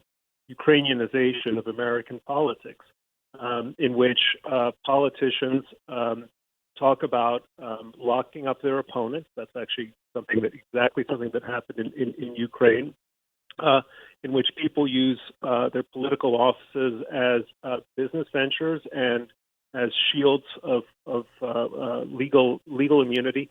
And then an added factor, Hugh, which is what I call sort of the netherworldization of politics, in which formal channels of authority are distinct from the real centers of power. I mean, I think the issue you have to deal with, Hugh, and I say this as a friend and fellow conservative, is when our mutual friend John Bolton says to his deputy, "You go tell the lawyers I have nothing to do with Mulvaney's drug deal."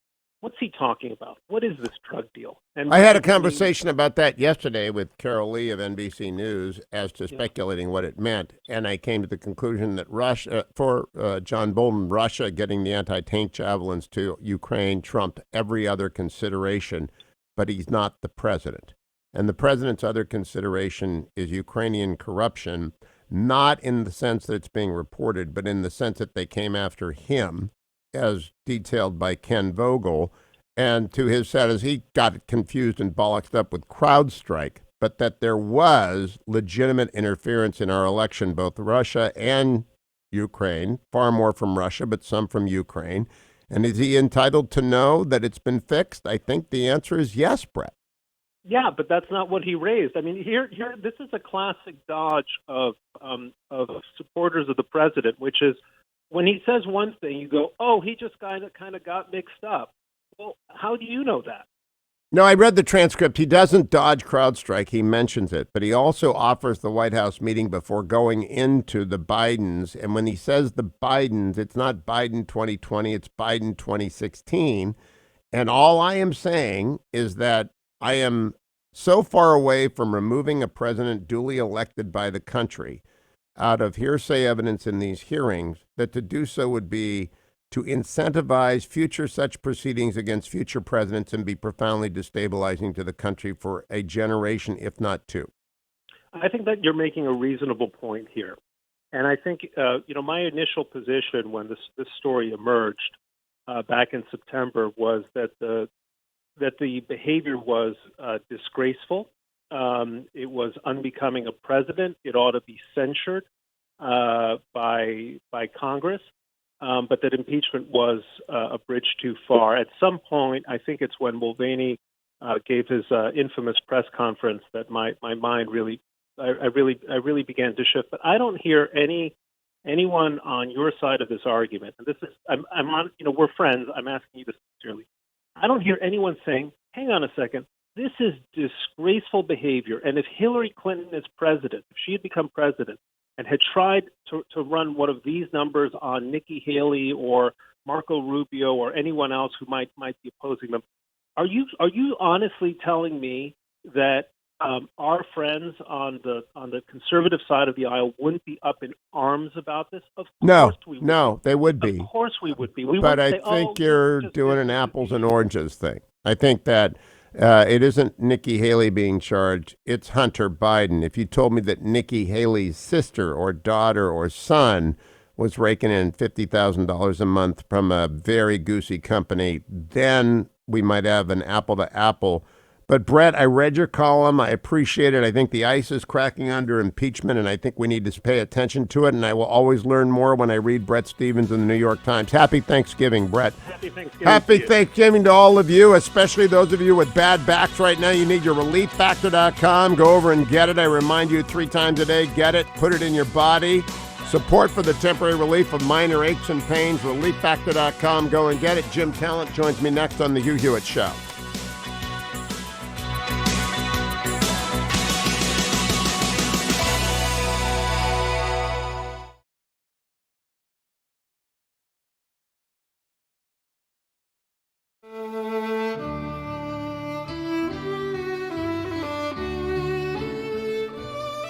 The Hugh Hewitt Show on the Salem Radio Network returns from break in 3 minutes and 15 seconds.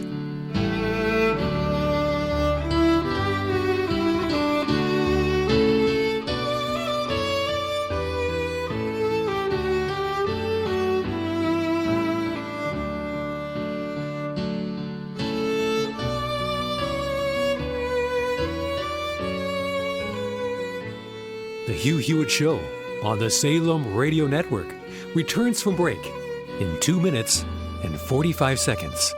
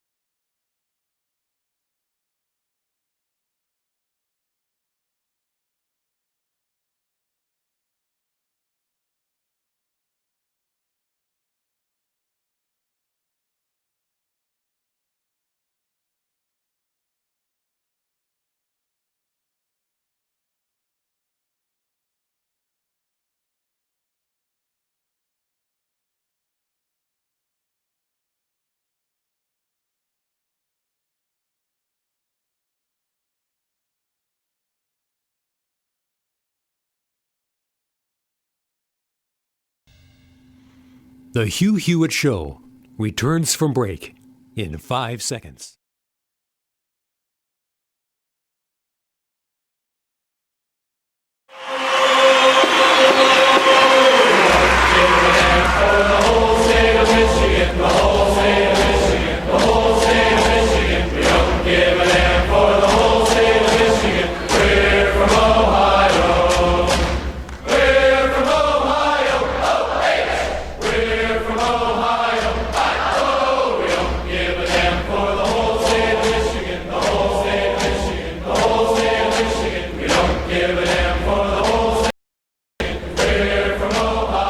Welcome back, America. It's Hugh Hewitt in the ReliefFactor.com studio on this Tuesday before Thanksgiving with one of my favorite guests, Jim Talent. We have to get together and have a meal, Jim, with our spouses.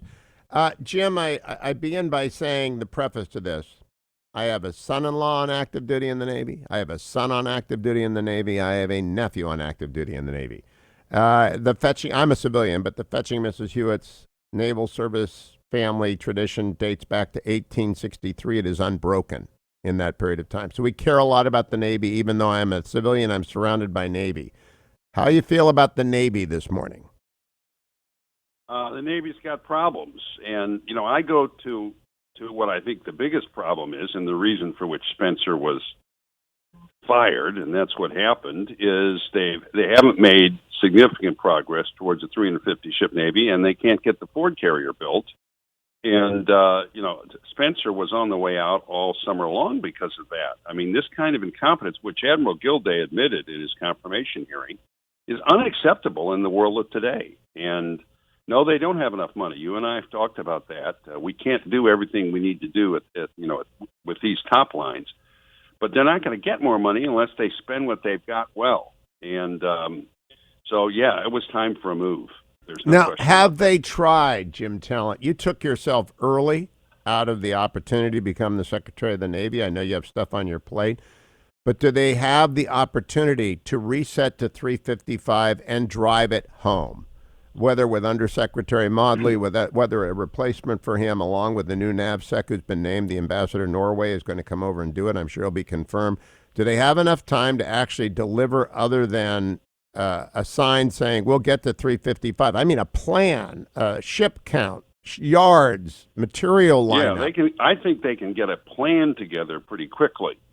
But, power is the result of intention or the product of an intention and capability. Intention can change quickly.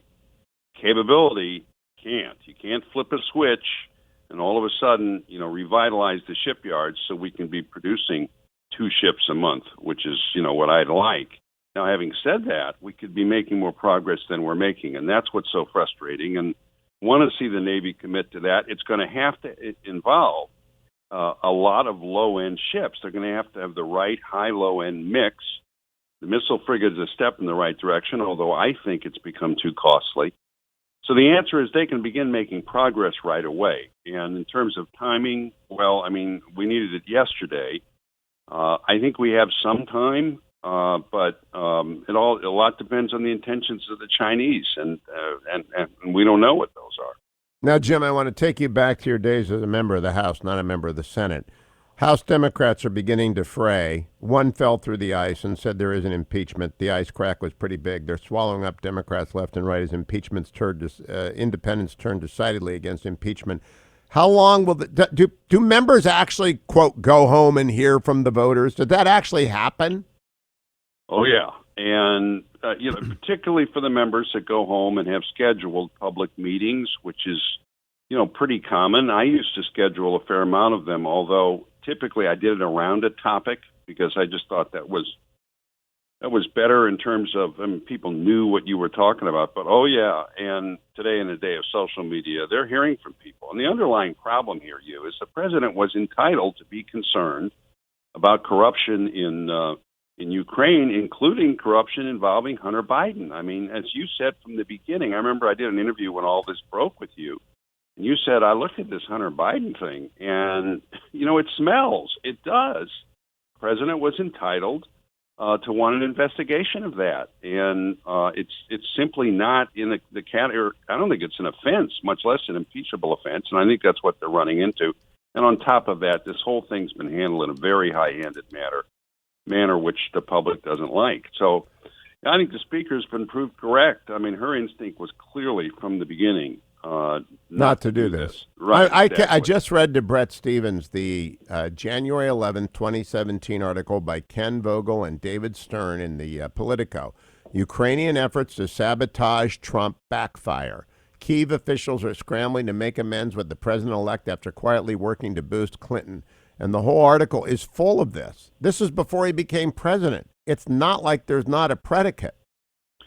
Well, and if we have a trial in the Senate, and you focused on the various options that the leader has, all of this stuff is relevant. If we're going to talk about involvement with Ukrainians in political matters, all of that's going to come out too.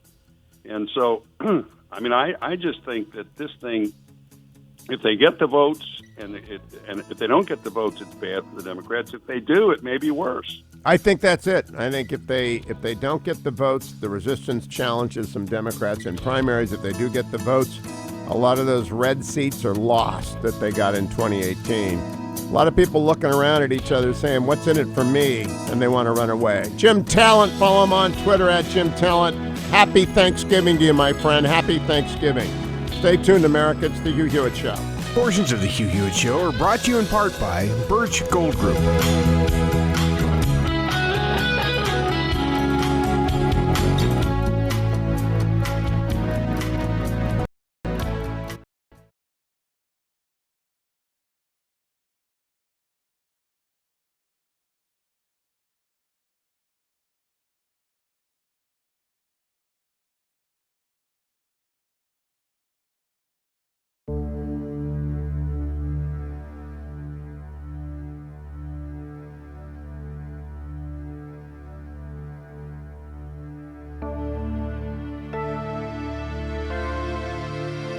The Hugh Hewitt Show on the Salem Radio Network returns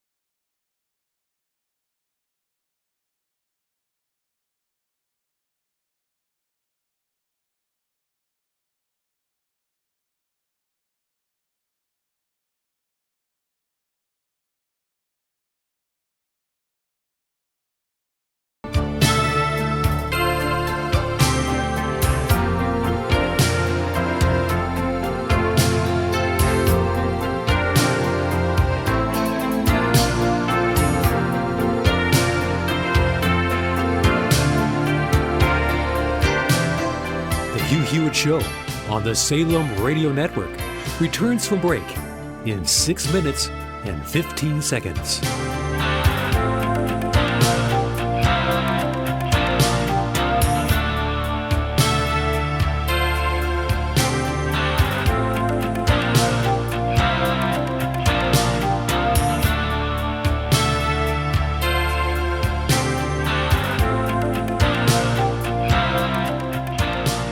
Hugh Hewitt Show on the Salem Radio Network returns from break in 5 minutes and 45 seconds.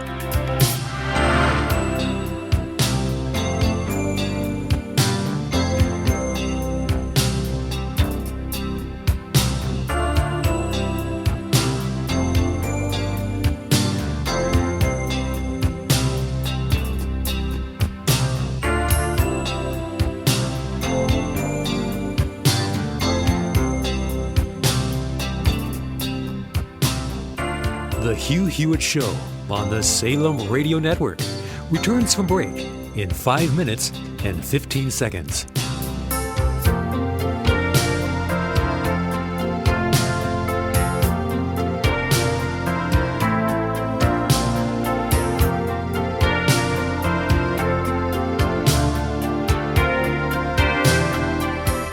The Hugh Hewitt Show on the Salem Radio Network returns from break in 4 minutes and 45 seconds.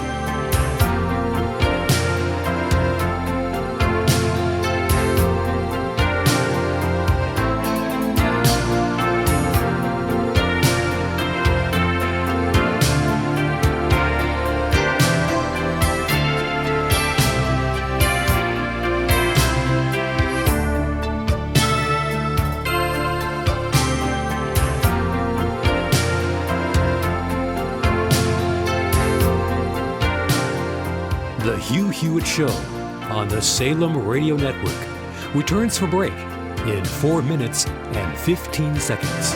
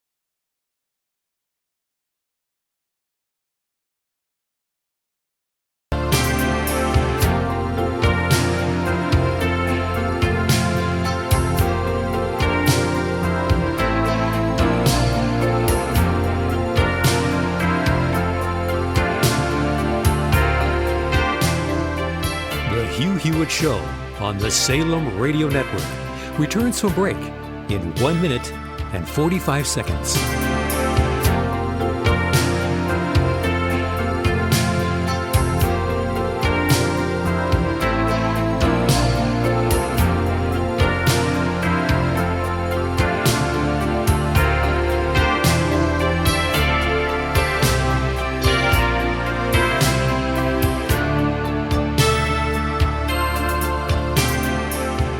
Hugh Hewitt Show on the Salem Radio Network returns from break in 1 minute and 15 seconds.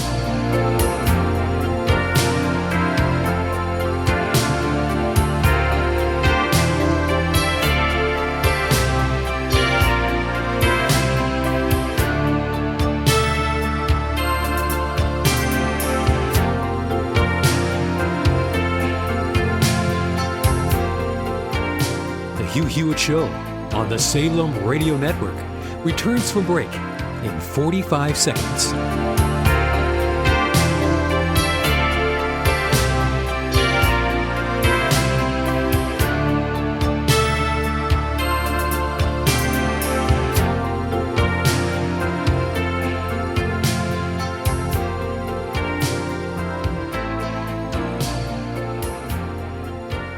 The Hugh Hewitt Show on the Salem Radio Network returns from break in 15 seconds.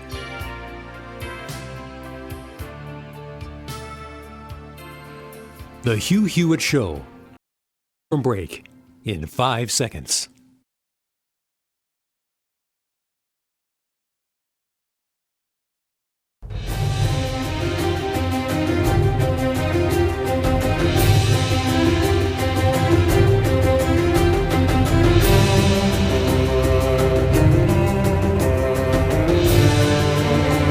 Morning glory, America. Bonjour, hi, Canada. I'm Hugh Hewitt. The news you need, the analysis you want. Jackie Spear on MSNBC with Andrea Mitchell yesterday as I broadcast from the ReliefFactor.com studio inside of the Beltway.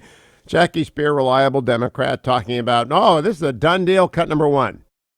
So after 30 hours and 12 witnesses, a number of whom were Republican witnesses, the overwhelming evidence, a mountain of evidence, shows that there was a bribe by the president trying to get from Mr. Zelensky an investigation that would benefit his campaign.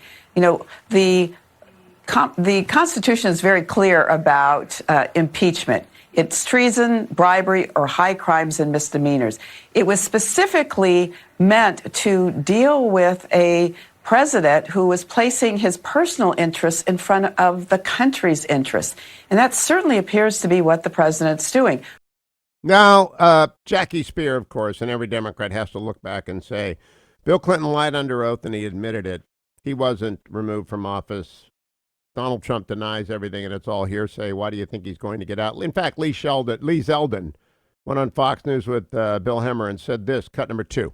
What's going on behind closed doors it's cakes, it's beer, it's a party. They are happy that they have this moment. Adam Schiff loved story time, both during his opening statements and his closing statements. When you were going through those open hearings, he always aspired to be a fiction writer. He wanted to be a screenwriter, and he now has this opportunity to write the world's greatest parody. As far as him saying that he's not sure if his mind's made up, give me a break. Going to talk to his constituents, the constituents who knew as soon as the president of the United States was elected November of 16, they started calling for him to be impeached. When he was getting sworn in, they were calling for him to be impeached. His constituents, some of these people who had to go outside of their house, look up at the sky and start screaming for therapy. Adam Schiff knows exactly what he wants here. He wants to remove the sitting president. He has people in his own conference who have taken the position that they need to impeach the president or they fear that he'll get reelected. Multiple members have said that.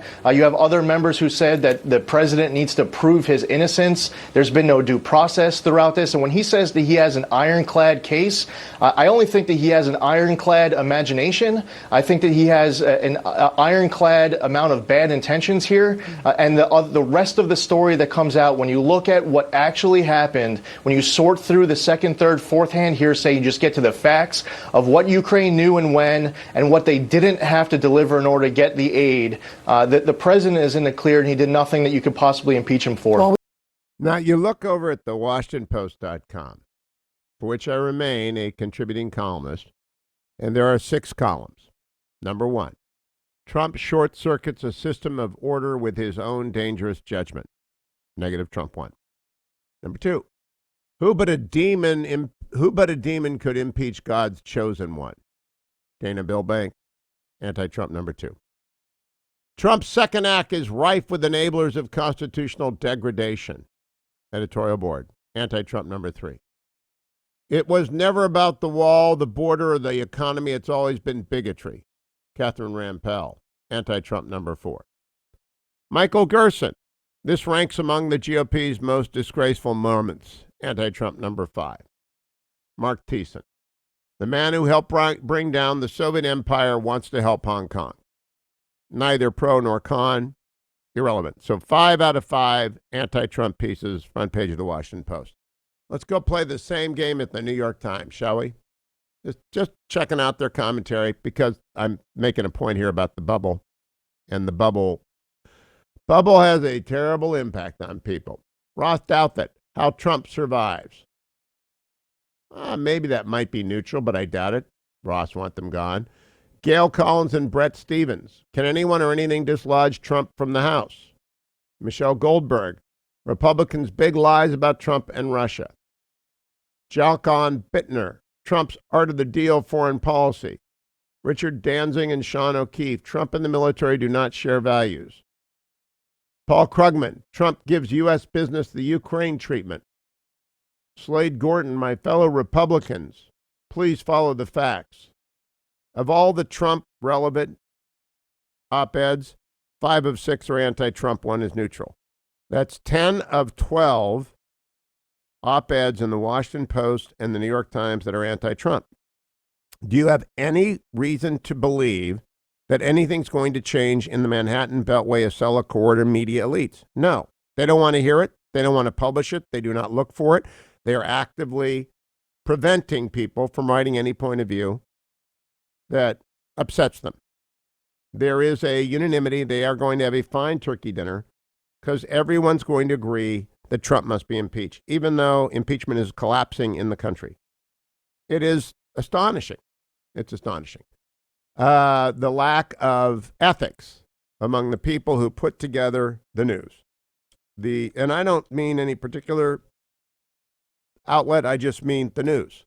They are so self-unaware. What about the markets, which are always aware? Well, that's interesting. It went from all red to all green. Yesterday was a big day on the market. The Dow was up 190, the NASDAQ up 112, the S&P up 23.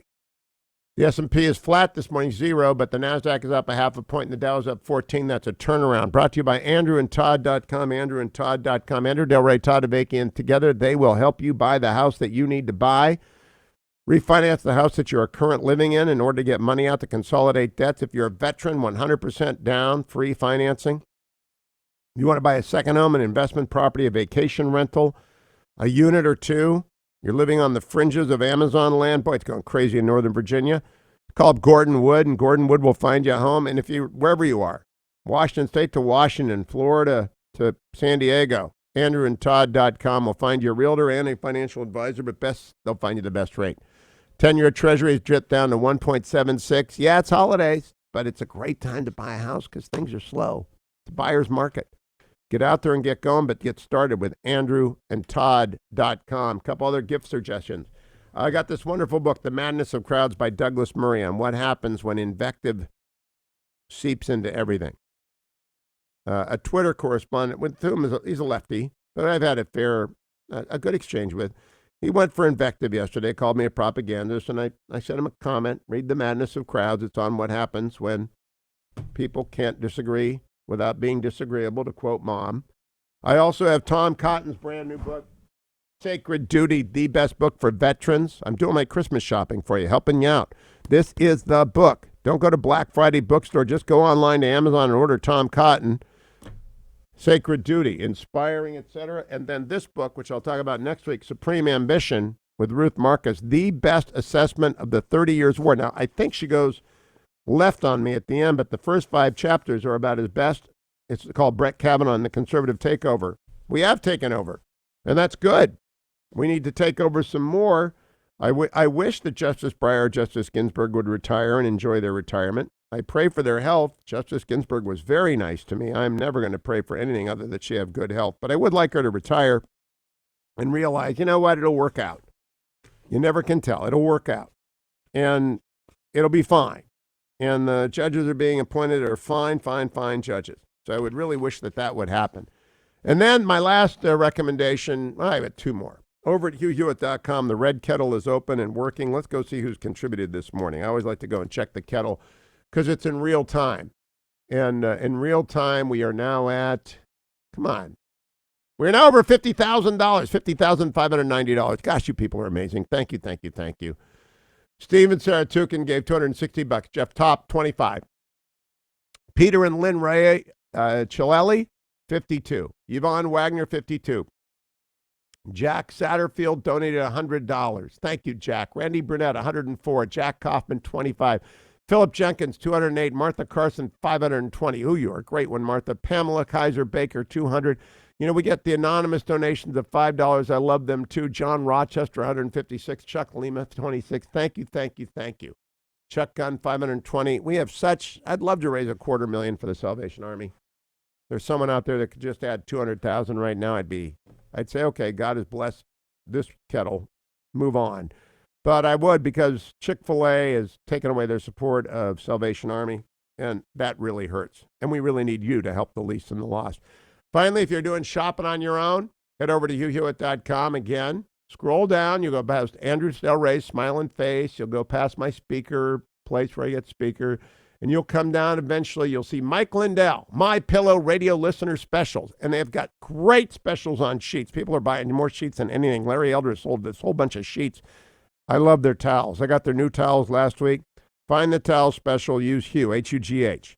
You'll get $30 to $40 off. I can't remember what it is exactly. The best discount available. That at mypillows.com. And whoever you give towels to, they always say thank you because they always need new towels. It's like number one thing people need and don't buy for themselves. New towels. That's at mypillow.com. Great Christmas present. When we come back, friends, don't go anywhere. I'll update you on the markets. 1-800-520-1234. Connection to the Hugh Hewitt Show.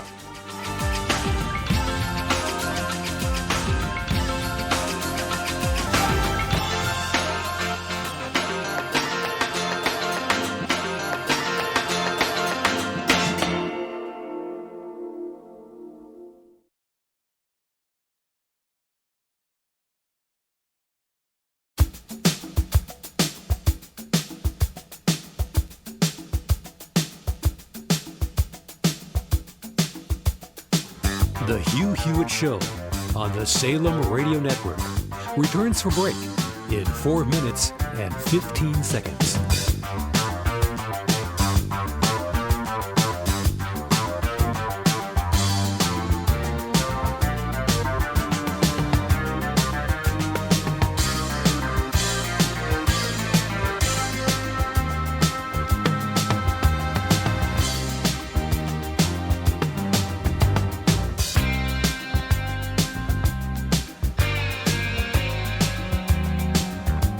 Hugh Hewitt Show on the Salem Radio Network returns from break in 3 minutes and 45 seconds.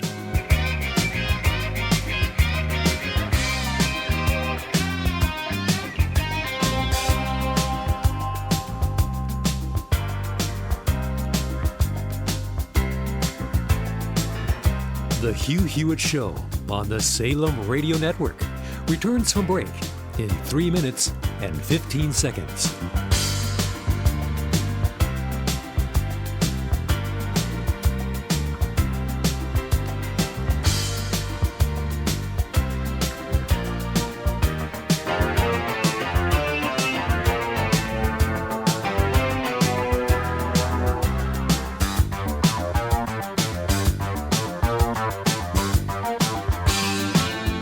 The Hugh Hewitt Show on the Salem Radio Network returns from break in 2 minutes and 45 seconds.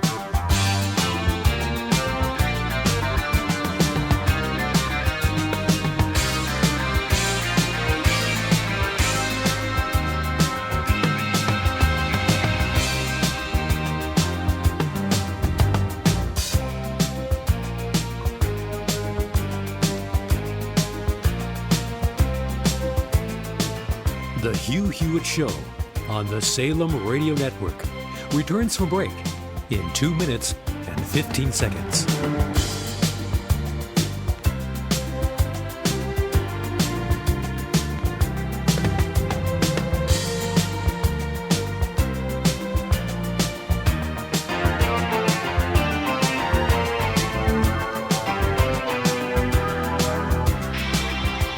The Hugh Hewitt Show on the Salem Radio Network returns from break in 1 minute and 45 seconds.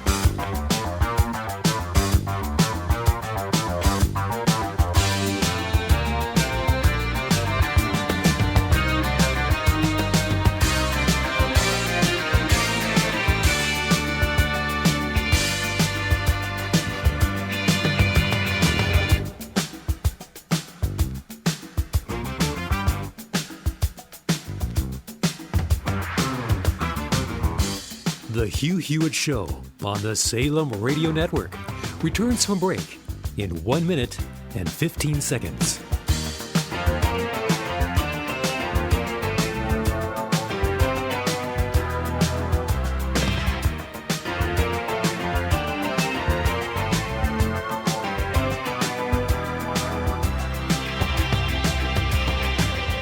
The Hugh Hewitt Show on the Salem Radio Network returns from break in 45 seconds.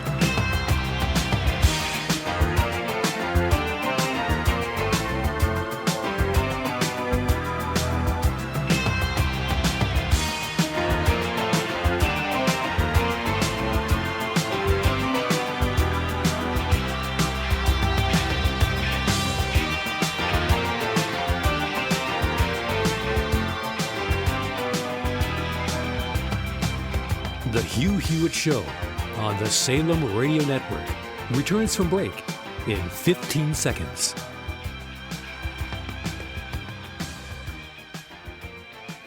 The Hugh Hewitt Show returns from break in 5 seconds.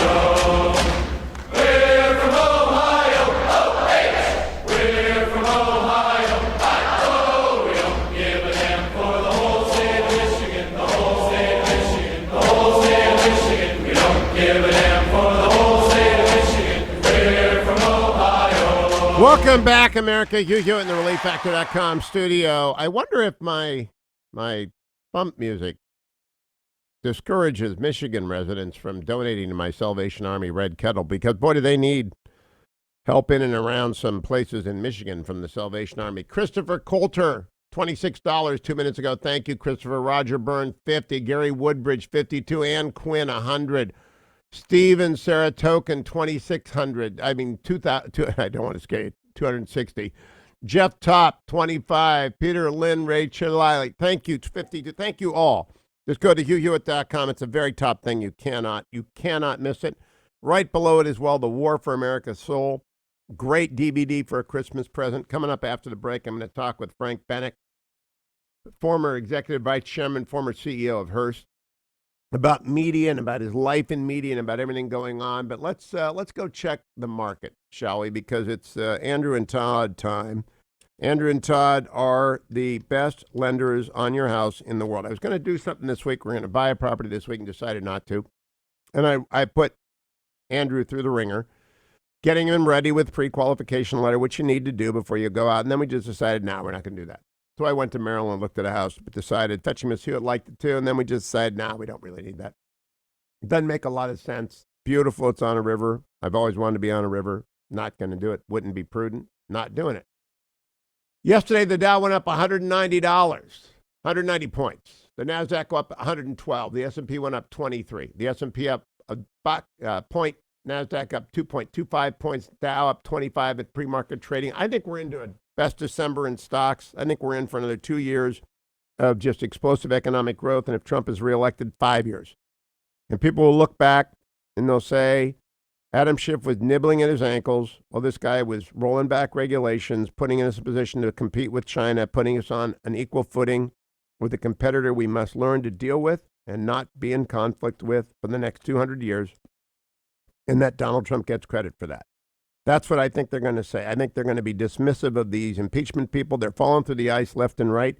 It isn't going to work. It was never going to work. There is not an offense, much less an impeachable offense. And I do run into smart people who just adamantly disagree. I read it. I read everything they say. I watch the hearings. They're not moving me. I'm a fair-minded person. In fact, the opposite has happened. Remember, we were supposed to see that Watergate informed the Ukraine investigation on how the Ukraine investigation would lead to Trump ouster. In fact, the Ukraine investigation has illuminated how Watergate ought to have been played by Richard Nixon to remain in the presidency, meaning much more aggressively, much less apologetically, much more adamantly. And he would have remained, because impeachment is the invalidation of an election that holds every 4 years. We're less than a year away from that election. It is absurd in the extreme. And Adam Schiff can get all red-faced and pound the table. And all the Democrats can come on Al Sharpton show, and Jonathan Capehart, who is my colleague as of this morning with the Washington Post, as far as I know, he can yell at me on Al Sharpton's show and tell me he's not going to stand for it because I simply say it's silly and dull and it's not working. And the resistance gets upset. I don't. I happen to have taken a long view that is forged in having gone to work for Richard Nixon in San Clemente in 1978. Wasn't impeached, but he resigned. Spent 2 years with him at the Elba of America in San Clemente, then moved with him to New York, went back and worked for him 89, 90. I'm back as the president of the foundation now. I know impeachments and presidential misconduct as well as about anybody you will find on the air, period, end of story.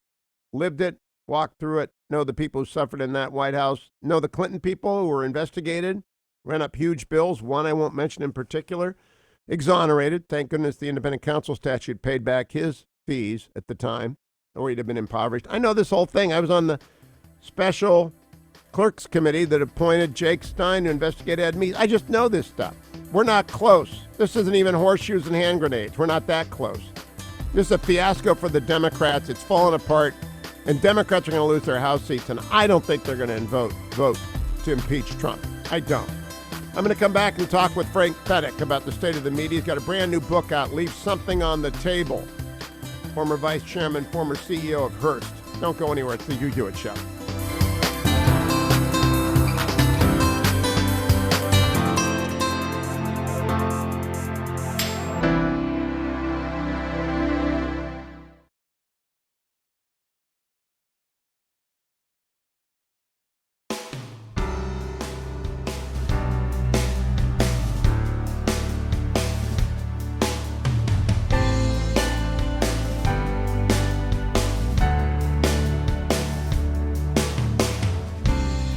The Hugh Hewitt Show on the Salem Radio Network returns from break in 5 minutes and 15 seconds.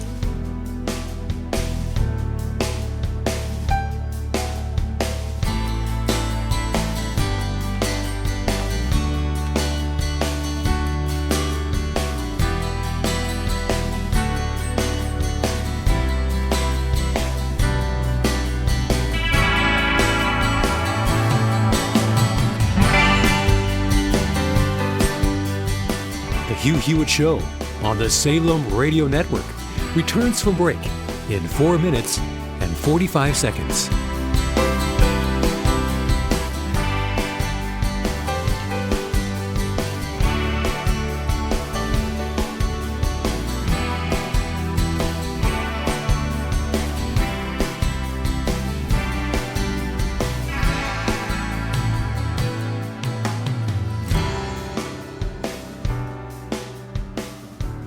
The Hugh Hewitt Show on the Salem Radio Network returns from break in 4 minutes and 15 seconds.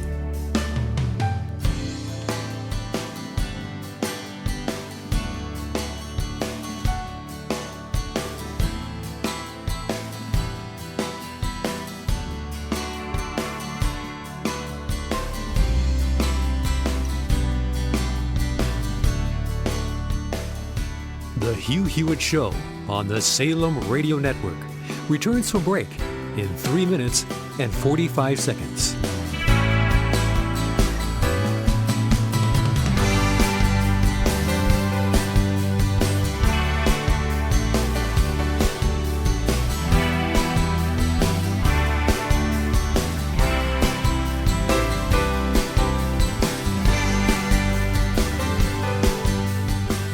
The Hewitt Show on the Salem Radio Network returns from break in 3 minutes and 15 seconds.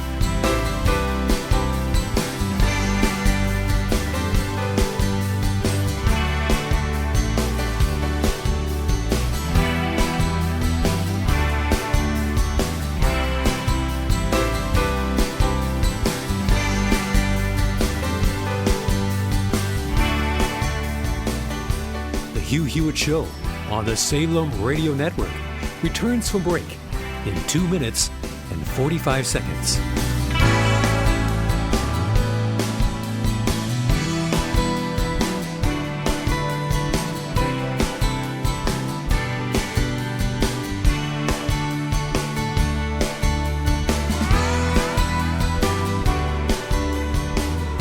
The Hugh Hewitt Show on the Salem Radio Network returns from break in 2 minutes and 15 seconds.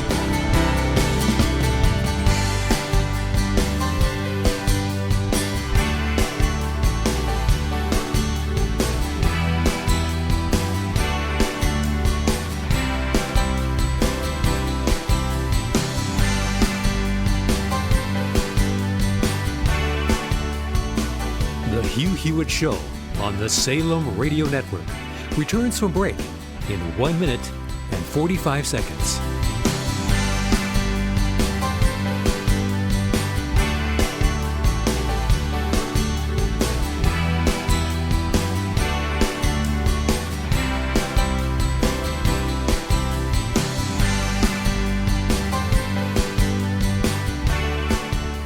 The Hugh Hewitt Show on the Salem Radio Network returns from break in 1 minute and 15 seconds.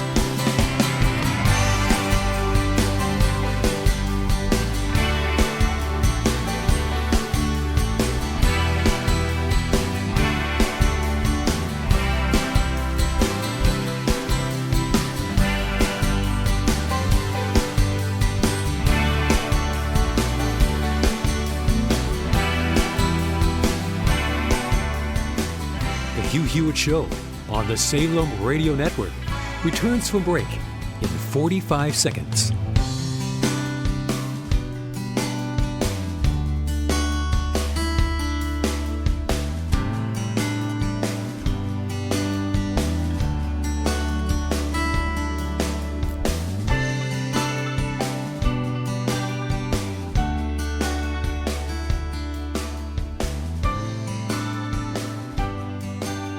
The Hugh Hewitt Show on the Salem Radio Network returns from break in 15 seconds.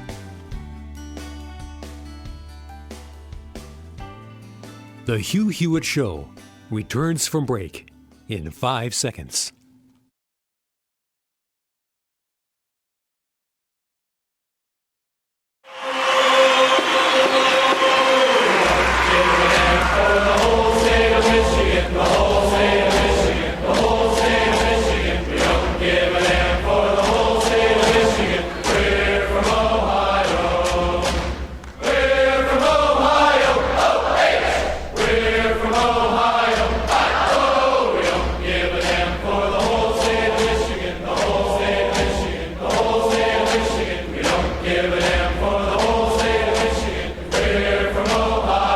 Welcome back, America. It's Hugh Hewitt in the ReliefFactor.com studio this morning inside of the Beltway. Special treat for you, joined by Frank Bennack.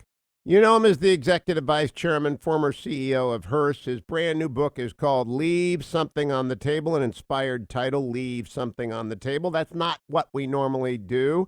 I love memoirs when the person who writes them starts from nothing and ends up everywhere. Frank, is that fair to say about you?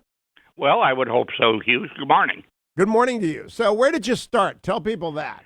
Well, I started age 8, and the result of my early childhood is that I went to work for a couple in our neighborhood serving Mexican food, San Antonio, Texas, to the GIs at Camp Bullis. And I got $1 a day, and I took that $1 and I invested it in seeds, both flower and vegetable seeds, and then sold them door to door and kind of increased the profitability.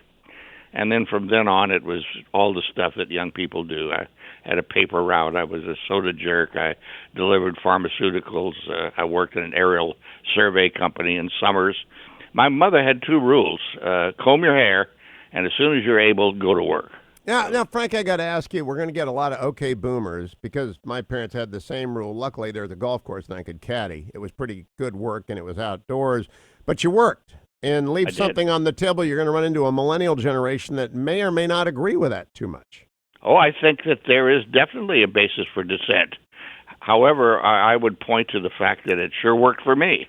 Yep. Classified advertising salesman from San Antonio Lights, the smallest Hearst property, and ended up running the place for 28 years, and still very much involved. So, look, I think that there is a different ethic that for which there is an argument. I happen to believe that it's a faulty argument because I do think that the high road has the best scenery on the way, and as I say in the book, you end up loving rather than hating your partners. And you may get a free pass there, but the opportunity to climb on the train is ever present in America. And you lay that down. As you said, you started with classified ads at Hearst.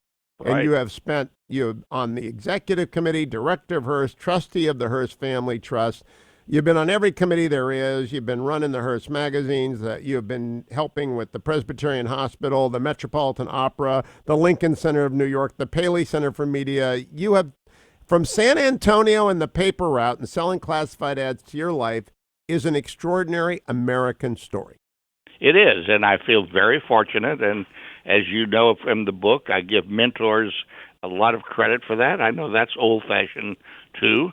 But it happens that if people care about you and help you, they not only teach you, but they help lift you up and they help you take advantage of the opportunities. And no, I want to talk with you about my most fascinating encounter in the book, and then the hole in the book. My most fascinating encounter. I worked closely with Richard Nixon twice, 1989 to 90, and then even earlier, 1978 to 1980, when I got out of college. I spent hundreds of hours with the old man. And now I'm running his foundation again. You write on page 179, I always believed the two world leaders, Margaret Thatcher and Richard Nixon, were the most skilled I ever heard at verbally depicting the entire world, that good guys and bad guys, the prognosis for war or peace. I love that because I think that's true. But he almost gave you a heart attack. He almost killed me. It's a hell of a story and true. I was in a bank board meeting, as you read, and when I got to my doctor thinking I was having a heart attack, there he was. And he wanted to tell me a variety of things, including about our magazine distributors in New Jersey. And I'm dying. I'm saying this. Really dying. This really rock president is going to kill me. I'm going to stand right here and die. I just think that is the funniest story. But finally, your doctor got you away. You've got Fred Trump and Donald Trump in here. You've got Barack Obama. You've led a sainted life. I don't think you've ever been shy when it came to conveying your opinions, right? That's true. And did it ever land you in hot water for being blunt? Not often, Hugh. I think that maybe, I don't know, maybe there's a certain arrogance here. I hope not. But I think that I have a way of giving people news they don't particularly like to hear without it being too objectionable. I hope so. I think that's part of how I have made these mentor friends and my colleagues who work with me. Now, having said that, of course, I've had more than one person holler at me about how outrageous this was or that was, but pretty infrequently.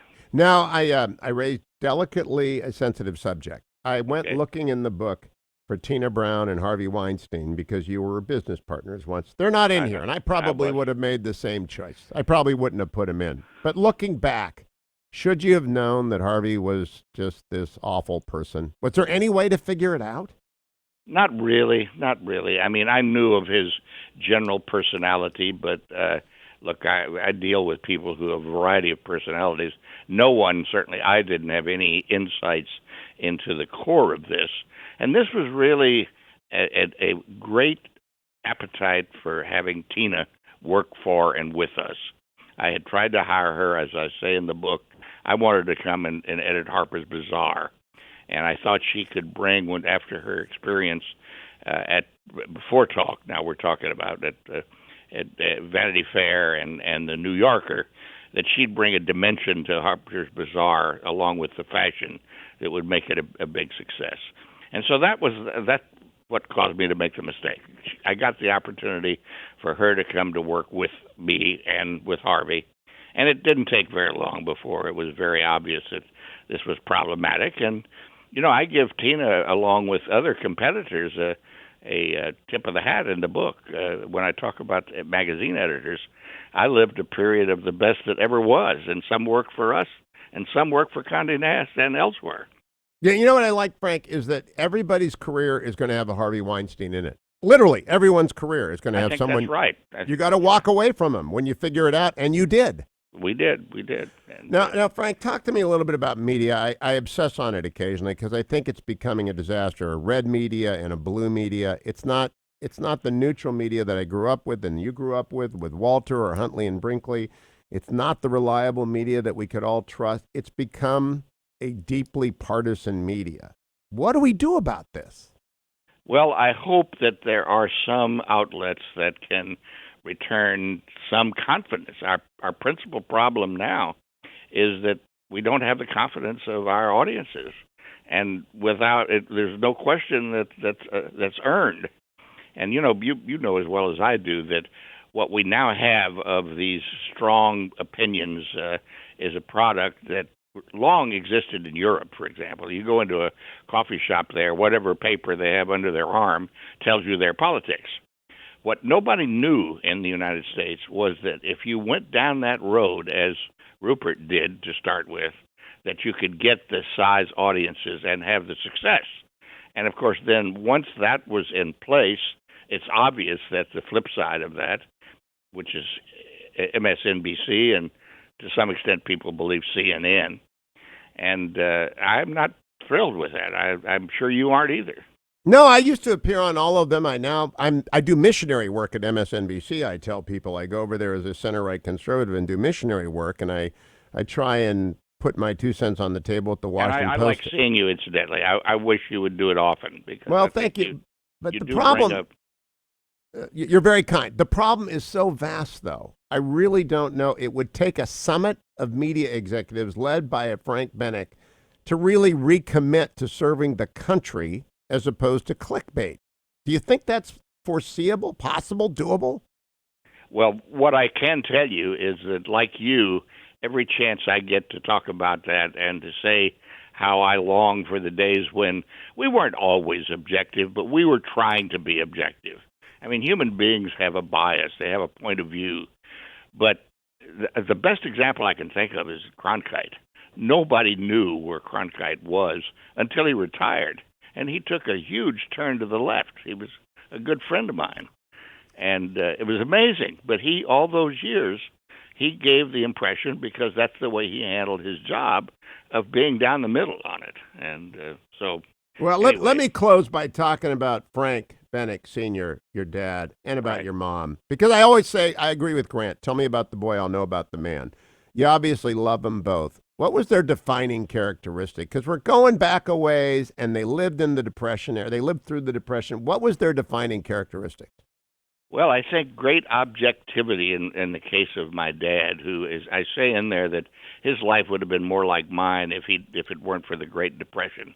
But one example that comes to mind with the Bloomberg candidacy and the reaction around that is that my dad always felt that the Franklin Roosevelts of that era and people who arrived and who had every incentive to be straight and not ever on the take were to be admired, even though he was, if there had been food stamps, he would have been on them.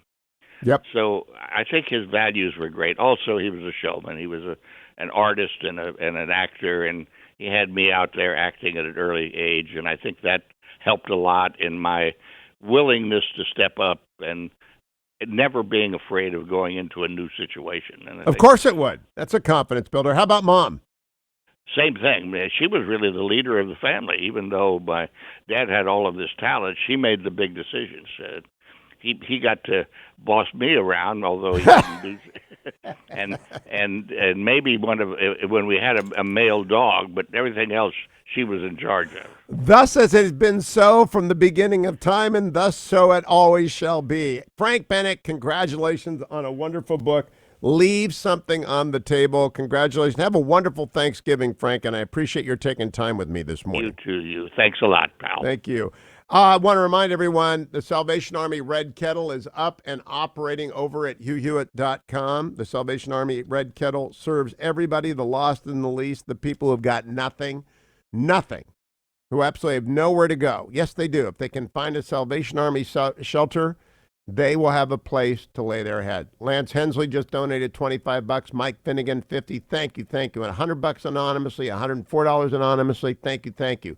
Jason Brown, $52. Keep them coming, America. We are heading into Thanksgiving. Show the Lord and yourself that you understand what matters in life at the Red Kettle, swinging at HughHewitt.com. You want to buy something for yourself? You've also got the My Pillows right there. MyPillow.com. Just scroll down to the bottom. I say buy the towels. Some people say buy the sheets. Other people buy the bed. Some people buy everything. Of course you buy the pillow. It's the best pillow in America. But the new sheets are big enough to be a real sheet. Finally, Mike Lindell said, people are big nowadays. They don't need these little tiny towels. Thank you, Mike Lindell. Go to mypillow.com, use the radio block, and use my name, Hughq. Here it is, relieffactor.com. Took it in hour 1, reminded you about it in hour 2, and I'm telling you now, in hour 3, to go back into your house, get out of the car, and get the relieffactor.com. You'll thank me this afternoon on the long drive home. You're really going to thank me on Wednesday when you spend 8 hours in the car. Relieffactor.com, relieffactor.com. $19.95. Get started today. Start feeling better next week. Maybe even in time for the Thanksgiving holidays. Remember, relieffactor.com. Coming back, your phone calls are welcome. 1-800-520-1234. Whatever you have to say about today's show and about the smash and dash of impeachment breaking as the ice cracks, 1-800-520-1234.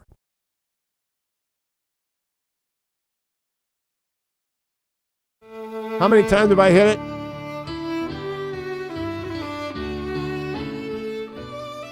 The Hugh Hewitt Show on the Salem Radio Network returns from break in 3 minutes and 15 seconds.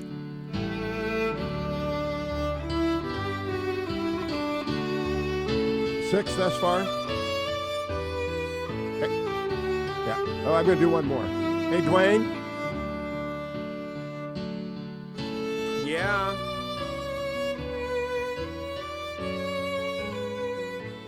The Hugh Hewitt Show on the Salem Radio Network returns from break in 2 minutes and 45 seconds.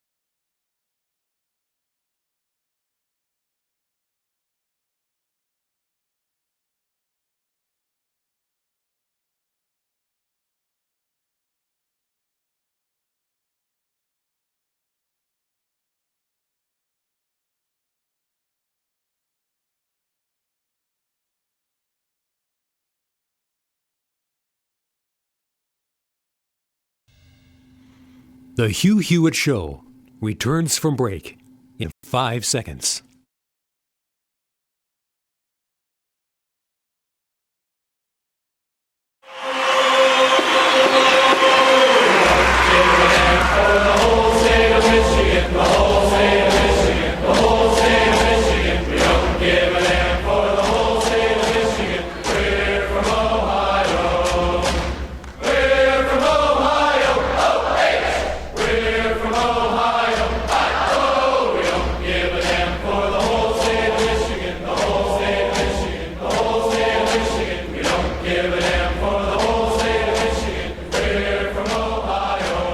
Welcome back, America. It's Hugh Hewitt. Thanks so much for listening. I want to remind you, I've been hitting it really hard because, boy, it would be great to sit down to my turkey.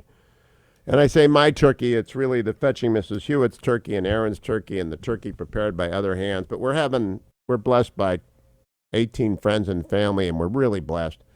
It would be great if before we did that, I went and looked at the Salvation Army kettle and saw that it was above $100,000. It's only at $51,000 right now, so that's 48 hours. Can we raise $50,000 and $49,000 in 48 hours? I don't know. Lance Hensley helped with his $25. Mike Finnegan helped with his $50. $100 came in anonymously. $104 came in anonymously. All I ask is everybody listening give $5. Like the blue can of almonds. One can of almonds a week. One donation a day. I deeply, deeply appreciate it. I really, really do mean that.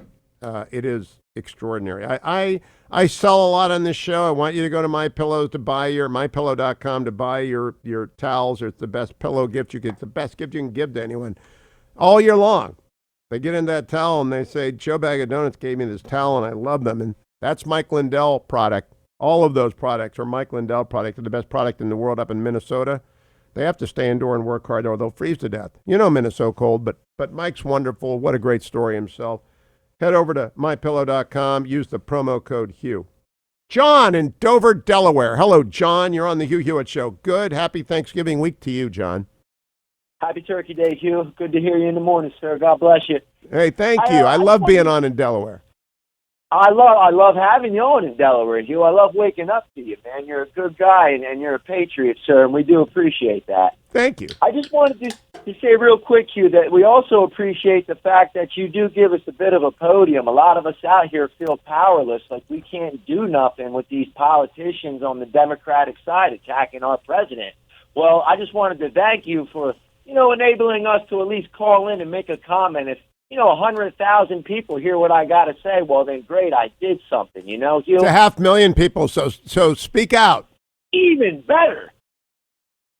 Speak out. Tell them what you want them to know. Is impeachment a good idea? I want them to know, Hugh, that we finally got a president that has our back, and we finally has a president that cares about the country. The guy's already been successful. He has no need for this power. The reason for him being our president is to bring this country back to what it once was. And what it once was is a cooperative, meshing system that works together as one people and one power to help the rest of the world, Hugh. And that's all President Trump wants, sir. John, tell me one thing. What's your background? As far as what, Hugh? Where'd you grow up and what do you do for a living? Do you have a family? Are you middle of the road? Are you a hardcore Republican? Are you a gun owner? Are you pro-life? Just tell me about yourself. I'll be completely honest with you, Hugh. I was not the best person in my younger years. I got into a lot of trouble, and I was a drug addict. And I cleaned myself up about 5 years ago, and I started to do the right thing, and I started to listen to the right people, and I started to get into politics, and I started to care. And now here I am. I'm actually legally blind, Hugh. I'm on disability, sir. Well, you sound like an amazing story. It sounds like you've got God's grace in your life. I really do, and I'm so blessed here. You don't even know. I wake up every morning and I pray, and God gets me through every single day. And you got to be a warrior out here because the darkness will creep up and try and drag you back in fast, Hugh. Well, you've done a heck of a job with your 3 minutes this morning, John. So God bless you, and a happy Thanksgiving to you and yours. Stay clean and sober. Thank you so much, Hugh. God bless you. Remember that. Stay clean and sober. I want to thank Michael Whitty, who just donated $36. Andrew Clayton gave $125. Lance Hensley, $10. These are all in the last few minutes. Everybody can go to HughHewitt.com You will click on the Salvation Army banner at the top. If you want, you can scroll down and participate in the War for America's Soul. Watch those 2 great videos. You can scroll further down and find mypillow.com. The radio offers. Use my code Hugh. You can buy reliefactor.com. And the Wild Adventure, I don't know if we're up there yet. All you have to remember is TWA.us. Even a Steelers fan can remember TWA.us, right? TWA.us stands for thewildadventure.com. Want to change your life? Want to improve it? Want to redirect it? Want to reflect on it? Then go out to the wilds of Montana and fish and talk and smoke and fish and talk and smoke and fish and talk and have a glass of red wine and then do it again and again and again with 12 guys, some of whom you won't know, some of whom you will know if you take someone along with you. Heavily subsidized, the cheapest, wonderful fishing trip in America, the best week of your life, a lot of people say. The Wild Adventure .us, TWA.us. People always yell at me, it sells out every year. So I've told you early, I've told you often. If you get sold out, there are only 144 slots for the entire country. It's not my fault. TWA.us, and you wives, send your husbands. Believe me, they'll be better for it. I'll be back tomorrow, America, on the next Hugh Hewitt Show. This portion of the Hugh Hewitt Show has been brought to you by MyPillow. Call 800-951-5493 or go to MyPillow.com and be sure to use a promo code HUGH.